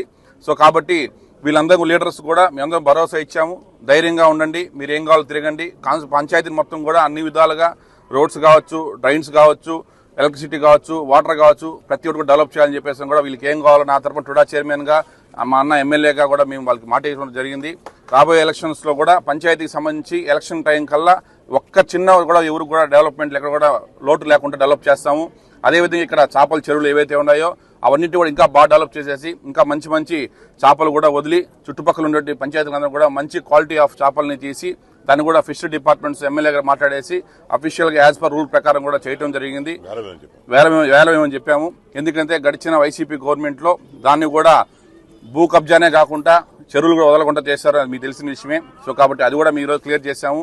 కాబట్టి నెక్స్ట్ ఎలక్షన్లో ఖచ్చితంగా తూకువాకం ఎన్డీఏ కూటమికి తెలుగుదేశం పార్టీకి అత్యంత మెజార్టీ వస్తామని చెప్పుకోవడానికి మాకు నమ్మకం ఉంది. సో దానివల్ల ఈ పొద్దు ఈ రివ్యూ మీటింగ్లో నేను మా అన్న సుధీర్ అన్న కూడా పాల్గొనడం, దీంట్లో మన టీడీపీ కార్యకర్తలు కూడా పాల్గొనడం చాలా సంతోషంగా ఉంది. Thank you very much. పేదరిక నిర్మూలనే ప్రభుత్వ ధ్యేయమని పలమనేరు శాసనసభ్యులు అమర్నాథ్ రెడ్డి పేర్కొన్నారు. పలమనేరు పురపాలక సంఘం కార్యాలయంలో పట్టణ పేదరిక నిర్మూలన సంస్థ ఆధ్వర్యంలో బుధవారం నిర్వహించిన స్వానిధి సంకల్ప అభియాన్ పథకం ద్వారా 966 మంది వీధి విక్రయదారులకు 2,28,00,000 రూపాయల చెక్కును అందించారు. 9 మంది విభిన్న ప్రతిభావంతులకు 66,000 చెక్కును ఆయన పంపిణీ చేశారు. వీధి విక్రయదారులకు గుర్తింపు కార్డులను సైతం ఆయన అందజేశారు. ఈ సందర్భంగా ఆయన మాట్లాడుతూ పేదలను ఆర్థికంగా అన్ని విధాలుగా ముందుకు తీసుకువెళ్లాలని కేంద్ర రాష్ట్ర ప్రభుత్వాలు అనేక పథకాలను చేపడుతున్నాయని తెలిపారు. ప్రతి ఒక్కరూ ప్రభుత్వం కల్పిస్తున్న అవకాశాలను సద్వినియోగం చేసుకుని అభివృద్ధి చెందాలని కోరారు. పేదలకు రుణాలను అందించి సహకరించిన పలువురు బ్యాంకర్లను ఆయన సన్మానించారు. ఈ కార్యక్రమంలో మెఫ్మా పిడి రవీందర్ బాబు తదితరులు పాల్గొన్నారు. రెండో విడత ఎంత ఇస్తారు, మూడో విడత ఎంత ఇస్తారని నేను ఇక్కడ చూస్తే గతంలో 2,375 మందికి మొదటి విడత ఇచ్చారు. మళ్ళీ రెండో విడత వచ్చేటప్పటికి 1,240 మందే వచ్చినారు. అంటే దాంట్లో మిగిలిన వాళ్ళు కొంతవరకు కట్టేది ఆలస్యమైందా లేదా కట్టకుండా వదిలేశారు అనేది నాకైతే తెలియదు, చెప్పాలి. ఎందుకంటే మూడో విడతకు వచ్చేటప్పటికి, ఎందుకంటే మూడో విడత 50,000 వస్తుంది, మూడో విడతకు వచ్చేటప్పటికి దాదాపు 379 మందే ఈ యొక్క పథకాన్ని ఉపయోగించుకున్నారు. అంటే మొదటి విడత తీసుకున్న వాళ్ళు సక్రమంగా కడితే రెండో విడత మీకు ఉపయోగం ఉంటుంది, రెండో విడత తీసుకొని సక్రమంగా కడితే మూడో విడత 50,000 రూపాయలు మీకు ఎవరో వడ్డీ వ్యాపారస్తుల దగ్గరికి పోకుండా బ్యాంకుల నుంచినే తక్కువ వడ్డీకి, అంటే 7% వడ్డీ, 65 పైసలు వడ్డీకి. మరి ఎవరికైనా మనం ప్రైవేట్గా ఇచ్చేటువంటి వడ్డీ వ్యాపారస్తుల దగ్గరికి పోతే వడ్డీకి చక్కెర వడ్డీ వేసి ఇబ్బందులు పడుతూ ఉంటాం. అట్లా కాకుండా మీకు ప్రభుత్వమే ఇంత పెద్ద ఎత్తున ఈరోజు బ్యాంకర్స్ అందరూ కూడా వచ్చారు. బ్యాంకర్స్ కూడా వాళ్ళే ఈ కార్యక్రమాన్ని కూడా చేస్తూ ఉన్నారు. నేను మర్చిపోయినా చెప్పేది, దానికి మూల కారకులే బ్యాంకర్స్. వాళ్ళందరూ కూడా ఈ కార్యక్రమానికి వచ్చారు. మనం తీసుకునేది సక్రమంగా తిరిగి కడితే ఇంకా ఎక్కువ మందికి ఇవ్వడానికి అవకాశాలు ఉంటాయి. ఎందుకంటే దాదాపు 9,000 మంది ఈరోజు ఎస్ఎస్సి గ్రూపుల కింద ఉన్నారు మన పలమనేరు టౌన్లో. చాలా మంది ఈ మన పట్టణ పరిధిలో చాలా మంది చిరు వ్యాపారస్తులు చేసుకుంటారు. ఇప్పుడు ఆయన చెప్పిన తమిళనాడు నుంచి ఆయన ఎక్కడి నుంచినో వచ్చి తమిళనాడు నుంచి ఇటుకు వచ్చి డబ్బు తీసుకొని అప్పు తీసుకొని సక్రమంగా పానీపూరినో బొరుగులో వేసుకొని బ్రహ్మాండంగా నేను నా కుటుంబంతో బాగుండాను ఎక్కడి నుంచినో బయట నుంచి వచ్చి అని చెప్తే, మనం ఇక్కడ ఉండే వాళ్ళు ఈ ప్రాంతంలో పుట్టి పెరిగిన వాళ్ళు మనం దీన్ని ఎందుకు సక్రమంగా ఉపయోగించుకోలేదు, ఎందుకు ఉపయోగించకూడదు అనేది మీరు ఆలోచించుకోమని చెప్పి నేను ఈ సందర్భంగా కూడా మిమ్మల్ని కోరుకుంటా ఉన్నా. ఇది ఒక మంచి కార్యక్రమం, మంచి స్కీము. ఎందుకంటే గతంలో మీరు చూశారు మైక్రో ఫైనాన్స్ అనేది గతంలో చాలా ఇబ్బందులు పడ్డాం. మనం మైక్రో ఫైనాన్స్ ద్వారా డబ్బులు తీసుకొని మన ఇంట్లో ఉండేటువంటి వస్తువులు కూడా బయటేసిన సందర్భాలు ఉన్నాయి. దానివల్ల ఆ కుటుంబాలందరినీ కూడా రోడ్లకి ఇచ్చిన సందర్భాలు ఉన్నాయి. ఈరోజు ఫోన్లో కూడా కొంతమంది అప్పిస్తారు, ఇమీడియట్గా అప్పిస్తారు.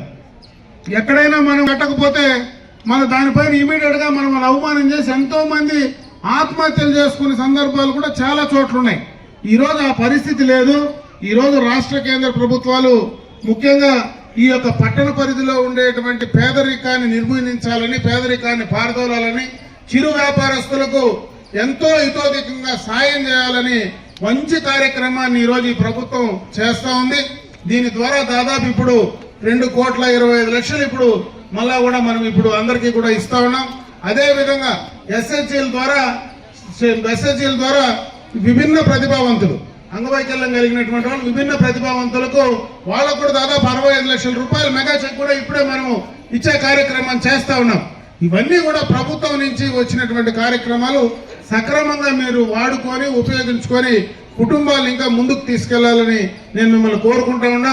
ముఖ్యంగా మన ముఖ్యమంత్రి చంద్రబాబు నాయుడు గారు పదే పదే చెప్తా ఉంటారు, ఈరోజు పట్టణాల్లో ఉండేటువంటి సెల్ఫ్ హెల్ప్ గ్రూప్స్ ఏవైతే ఉన్నాయో ఈరోజు మీకు అన్ని రకాలుగా కూడా ఈ మార్కెటింగ్ కానీ, ఈ కామర్స్ కానీ, మీరు చేసే వస్తువులకు కానీ, ఇప్పుడే మన పీడీ గారు చెప్పినట్లు తృప్తి క్యాంటీన్లు పెట్టుకోవడం కానీ, రకరకాలైనటువంటి వ్యాపార కార్యక్రమాలు. మన ఇంట్లో 2 రూములు ఎక్కువ ఉంటే మనం దానికి హోమ్ స్టే కింద తీసుకొని దాంట్లో కూడా డబ్బులు సంపాదించుకొని అవన్నీ కూడా ఆన్లైన్లో మనం వాటిని కోఆర్డినేట్ చేసుకొని ఆన్లైన్ ద్వారా ఆ కార్యక్రమాలన్నీ కూడా చేస్తా ఉన్నాం. నేను ఎందుకు చెప్తానంటే ఇవన్నీ కూడా ముఖ్యమంత్రి గారు దూరపు ఆలోచనతో మహిళలను అన్ని రకాలుగా కూడా ఆర్థిక పరంగా ముందుకు తీసుకెళ్లాలి. ఆర్థిక పరంగా ముందుకు వస్తే సామాజిక పరంగా కూడా ముందుంటారనేటువంటి ఒక మంచి ఆలోచనతో, గొప్ప ఆలోచనతో ఈ కార్యక్రమాన్ని చేస్తూ ఉన్నారు. కాబట్టి వీటిని సక్రమంగా ఉపయోగించుకొని ఇంకా బాగా మీరు కుటుంబాల్లో పెరగాల, బాగా ఆర్థికంగా లాభపడాలని చెప్పి మరొకసారి మిమ్మల్ని అందరినీ కూడా కోరుకుంటూ సెలవు తీసుకుంటున్నాను. జై హింద్. మన మున్సిపాలిటీలో దాదాపు 960 మందికి, అంటే తక్కువ కాదు, దాదాపు 960 మందికి ఒకేసారి ఈ యొక్క కేంద్ర రాష్ట్ర ప్రభుత్వాల నుంచి వచ్చేటువంటి స్ట్రీట్ వెండర్స్, అంటే మీరు రోడ్లలో ఏదైతే చిరు వ్యాపారాలు చేసుకుంటారో చిరు వ్యాపారాలు చేసే వాళ్ళందరికీ కూడా మీకు ప్రభుత్వం నుంచినే నేరుగా మీకు డబ్బులు ఇచ్చి దాని ద్వారా మీరు మీ వ్యాపారాలు బాగా పెంచుకొని తిరిగి ఆ డబ్బును సక్రమంగా సరైన సమయంలో గడితే మళ్ళా 2వ దఫా ఇచ్చి దాన్ని సక్రమంగా గడితే మళ్ళీ 3వ దఫా మీకు ఇచ్చి పూర్తిగా కూడా మీ యొక్క కుటుంబాలను, మీ యొక్క వ్యాపారాన్ని పెంచడానికి ప్రభుత్వం ఒక మంచి అవకాశం ఇచ్చిందని చెప్పి ఈ సందర్భంగా తెలియజేసుకుంటున్నాను. తిరుపతి జాతీయ సంస్కృత విశ్వవిద్యాలయంలో వరల్డ్ డిసేబిలిటీ డే 2025ను ఘనంగా నిర్వహించారు.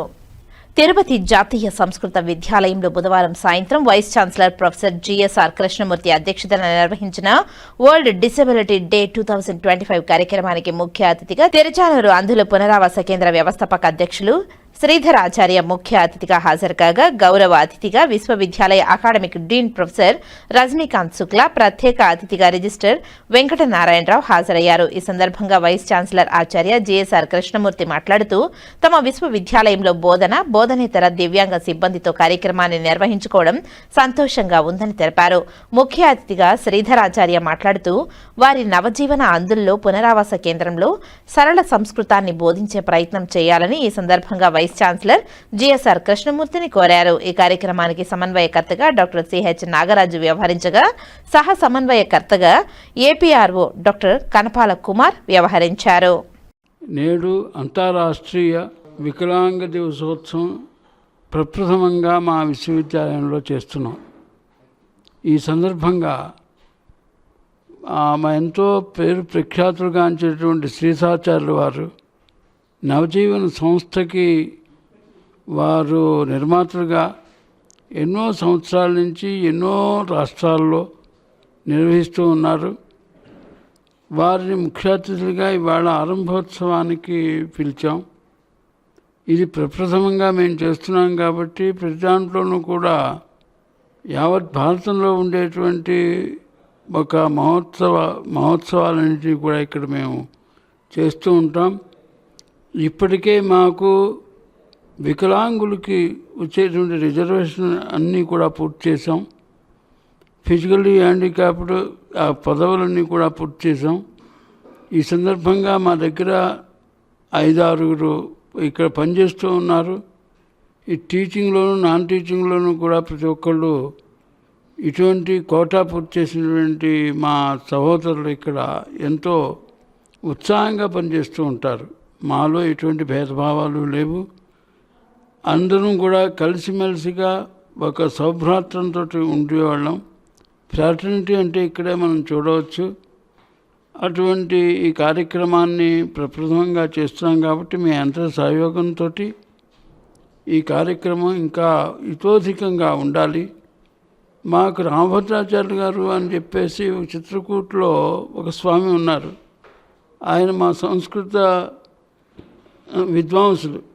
ఆయన మన మోదీ గారికి ఎంతో ఆప్తులైనటువంటి వాడు, మిత్రులు కూడా. ఆయన ప్రజ్ఞాశిక్షు అయినప్పటికీ కూడా సమస్త వేదాలు, శాస్త్రాలు, రామాయణం, మహాభారతం, భాగవతం ఈ శ్లోకాలన్నింటినీ అలవోకగా చెప్పేటువంటి మహా విద్వాంసులు. అంతేకాకుండా ఆయన ఆశువుగా ఎన్నో శ్లోకాలు రచించినటువంటి వారు. ఆ వికలాంగ మహా విశ్వవిద్యాలయం ఉంటే అక్కడ ఉండేటువంటి కులపతులు కూడా శశిరి పాండే అని వారు కూడా మాకెంతో మిత్రులు. వారి సహయోగంతో మేము ఎంఓయూ చేసుకుని ఈ వికలాంగులు అంటే కొంచెం ఇంచుమించుగా ఫిజికల్లీ హ్యాండిక్యాప్డ్ వాళ్ళని కూడా ఇక్కడ పిలిచి అందరికీ సమానమైనటువంటి హక్కులు పరిరక్షించాలని మేము చేద్దామనుకుంటున్నాం. మా శ్రీశాచార్యులు గారు కూడా మంచి విద్వాంసులే, ఇక్కడే చదివారు. వీరి మార్గనిర్దేశంలో ఈ కార్యక్రమాలన్నీ కూడా ఎంతో వైభవంగా చేద్దామని మేము అనుకుంటున్నాం. నేటి నాంది పలికేటువంటి రోజు మీ అందరి సహకారంతో ఇది ఇంకా దిగ్విజయం కావాలని ఆ వెంకటేశ్వరుని ప్రార్థిస్తూ జయతు సంస్కృతం, జయతు భారతం. వందే భారతం. ఓం నమో వెంకటేశాయ.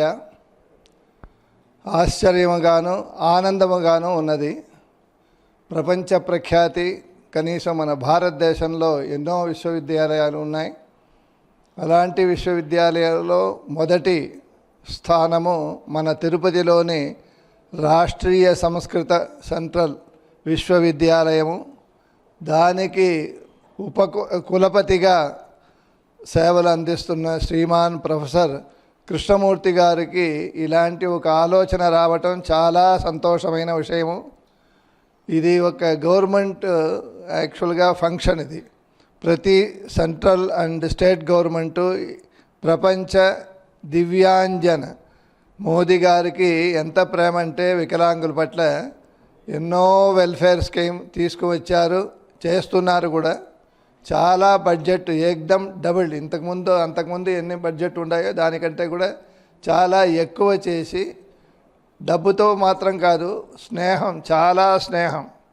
మొన్న జస్ట్ ప్రపంచ క్రికెట్ దీంట్లో కూడా మన బ్లైండ్ వాళ్ళకి వారిని పిలిపించి దాంట్లో వాళ్ళు గెలుపు పొందారు. ఎక్కువ మంది అమ్మాయిలు.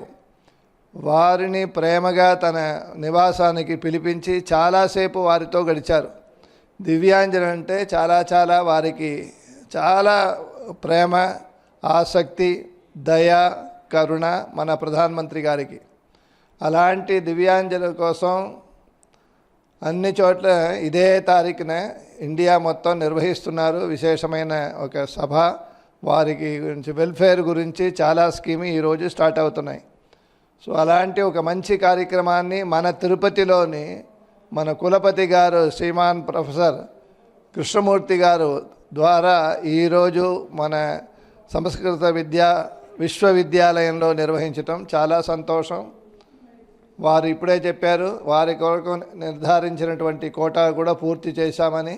ఇంకా కూడా వారి అంటే చట్టంలో ఎంతవరకు సాధ్యమో అలాంటి వారికి కూడా సహకారము అందించాలని ఈ సందర్భంగా తిరుపతి సంస్కృత విశ్వవిద్యాలయం యాజమాన్యాన్ని నేను కోరుతున్నాను. సో ఇలాంటి వారు సమాజంలో ఏమి చేస్తున్నారు అనేది, నేను ఈ ఫీల్డ్లో 48 ఏళ్ళుగా ఉంటున్నాను. నవజీవన్ బ్లైండ్ రిలీఫ్ సెంటర్ అనే ఒక సంస్థ తిరుపతిలోనే కాకుండా ఇండియా పలుచోట దివ్యాంగుల కోసమే ఎన్నో విద్యాలయాలు వైద్యాలయాలు స్థాపించి గత 45 ఏళ్ళుగా మేము సర్వీస్ చేస్తున్నాం. సో వారి యొక్క other side of their face, వారికి ఇంకో ముఖం ఉన్నది. సమాజంలో ఎలా వారు ఇప్పుడు ఇంతకుముందు ఉండేవారు, ఇప్పుడు ఎలా ఉన్నారు, భవిష్యత్ పైన ఎంతగా ఆశ పెట్టుకున్నారు అనే విషయం నాకు, ఎందుకంటే వారితోనే 24 గంటలు అక్కడే ఉంటున్నాను పలు సంవత్సరాలుగా. సో వారి కోరికలు చాలా ఉన్నాయి. అయినప్పటికీ ప్రభుత్వమే వారిని, ఇందులో ఆ ప్రభుత్వం ఈ ప్రభుత్వం కాదు, అన్ని రాష్ట్రాలు మన మధ్య సెంట్రల్ గవర్నమెంట్ వారికి చాలా విధాలుగా సహకరిస్తుంది. ఇంకా ముందు ముందు కూడా కొన్ని కోరికలు ఉన్నాయి వారికి.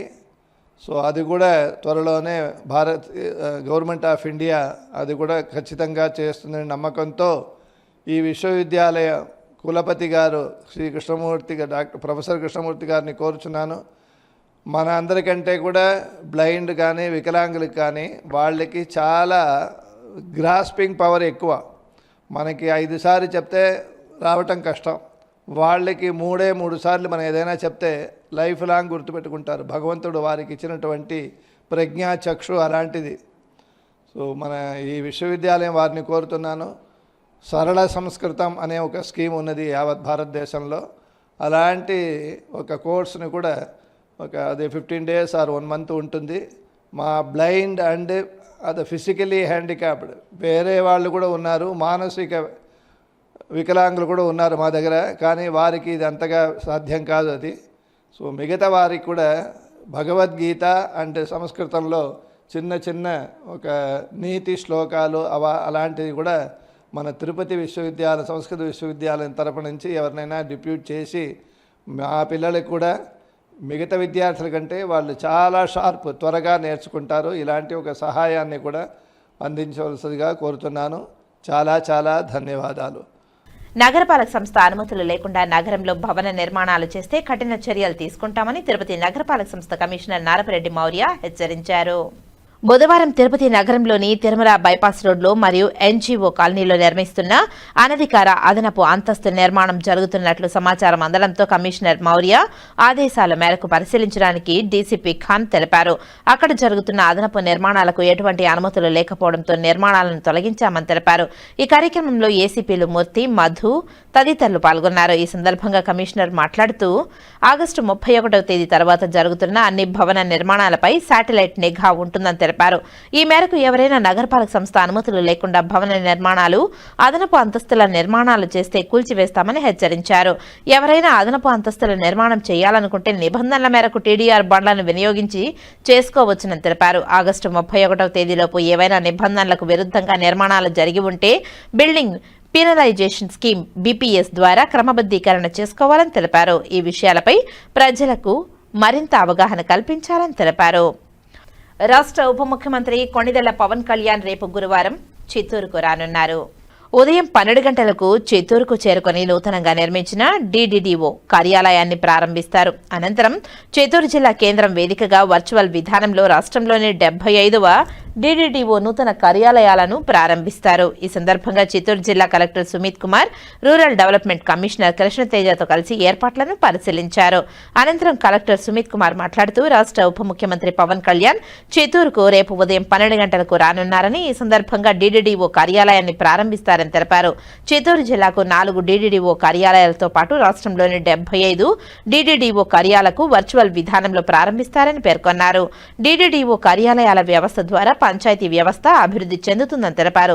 కొందరికి పదోన్నతులు ఇవ్వడంతో పాటు డెప్యూటీ ఎంపీడీఓ పదవులను కేటాయించడం జరిగిందని తెలిపారు. పంచాయతీ వ్యవస్థ, రూరల్ డెవలప్మెంట్ వ్యవస్థ, హెచ్ఆర్ వ్యవస్థ, రోడ్డు, త్రాగునీటి వ్యవస్థ బాగుంటుందని తెలిపారు. రేపు honourable deputy chief minister Pawan Kalyan garu జిల్లా పర్యటనకి వస్తున్నారు. సో ముఖ్యంగా మన జిల్లాలో 4 డిఎల్డి ఆఫీసెస్ ఉన్నాయి. ఇనాగ్రేషన్ చేయడం కోసం చిత్తూరు జిల్లా నుంచి చిత్తూరు జిల్లా సెలెక్ట్ చేయడం జరిగింది. సో చిత్తూరు జిల్లా నుంచి మొత్తం స్టేట్ వైడ్గా సుమారుగా ఒక 75 డీడీ ఆఫీసెస్ ఉన్నాయి. డీడీ ఆఫీసెస్ ఇనాగ్రేషన్ చేస్తారు. సో చిత్తూరు మున్సిపల్ కార్పొరేషన్లో చిత్తూరు డివిజన్ సంబంధించి ఆఫీస్ ఏర్పాటు చేయడం జరిగింది. సుమారుగా 40 లక్షల వరకు ఖర్చు చేసి అన్ని అరేంజ్మెంట్స్ పూర్తి చేయడం జరిగినాయి. ఈ వ్యవస్థ ద్వారా రేపు పంచాయతీ వ్యవస్థ బాగుంటుంది. డిప్యూటీ చీఫ్ మినిస్టర్ ఆధ్వర్యంలో కొన్ని రిఫార్మ్స్ కూడా చేయడం జరిగినాయి. చాలామందికి ప్రమోషన్ ఇవ్వడం మరియు డీడీ ఆఫీస్ స్ట్రెంత్ చేయడం, డిప్యూటీ ఎంపీడీఓ ఒక కొత్త నోమన్క్లేచర్ ఒక పోస్ట్ పెట్టడం.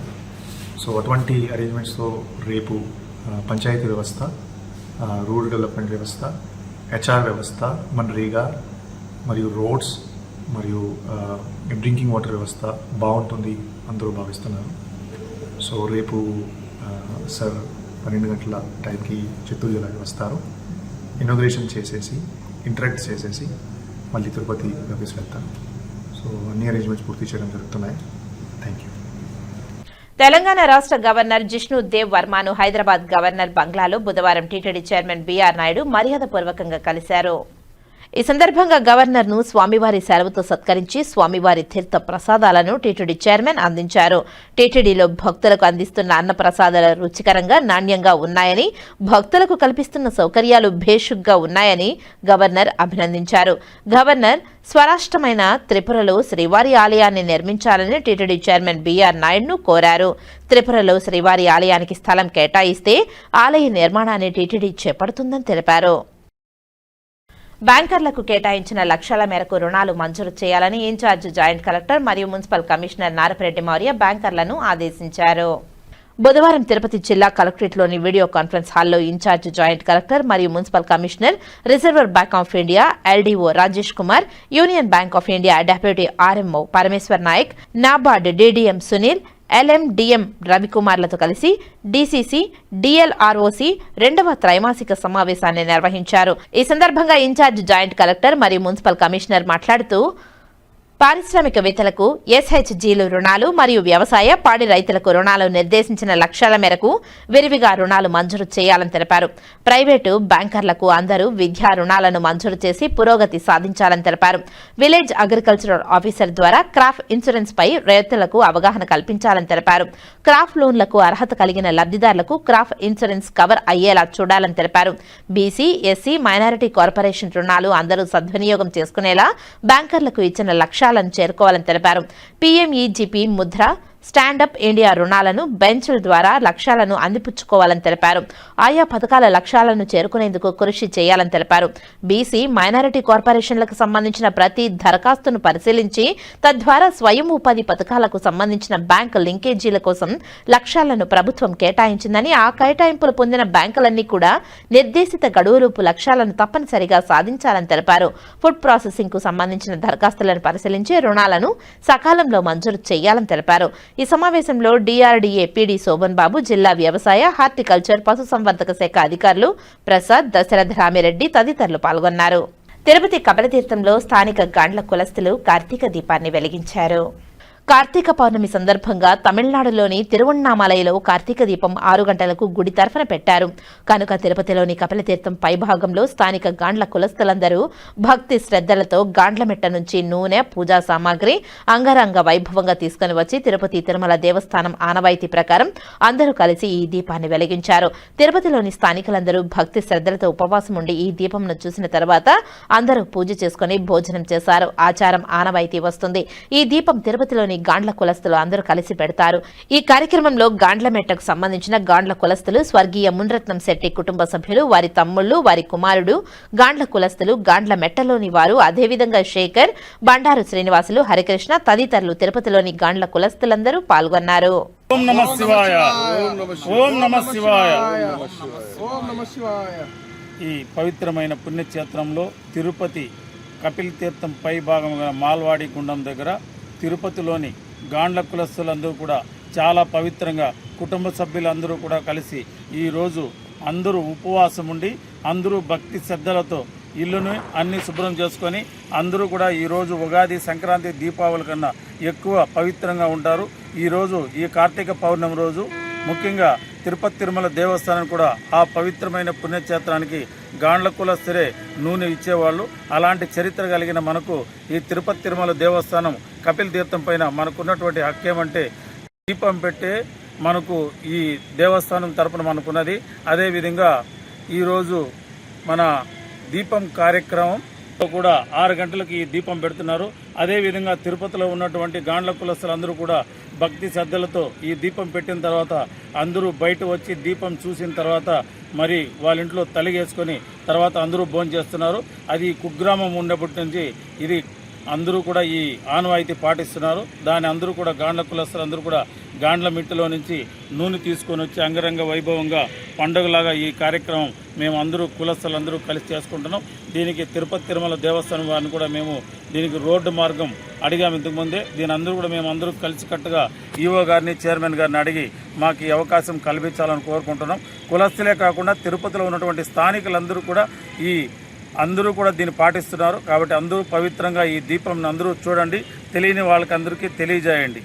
ఓం నమః శివాయ, ఓం నమః శివాయ, ఓం నమః శివాయ. వార్తలు ముగించే ముందు ముఖ్యాంశాలు మరోసారి. ప్రధానమంత్రి స్వయనిధి పథకం క్రింద విరివిగా రుణాలు మంజూరు చేయాలి. బ్యాంకర్లకు కేటాయించిన రుణాలను లక్ష్యం మేరకు పంపిణీ చేయాలి. డిఎల్ఆర్సీ 2వ త్రైమాసిక సమావేశంలో ఇన్ఛార్జ్ జాయింట్ కలెక్టర్, తిరుపతి నగరపాలక సంస్థ కమిషనర్ నారపురెడ్డి మౌర్య బ్యాంకర్లకు ఆదేశాలు.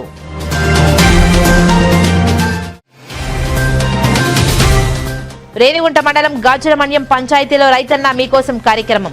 ప్రభుత్వం అందిస్తున్న సబ్సిడీ పశువుల దాణా పంపిణీ చేసిన TUDA chairman Dollar Divakar Reddy, MLA Bojjala Venkata Sudhir Reddy.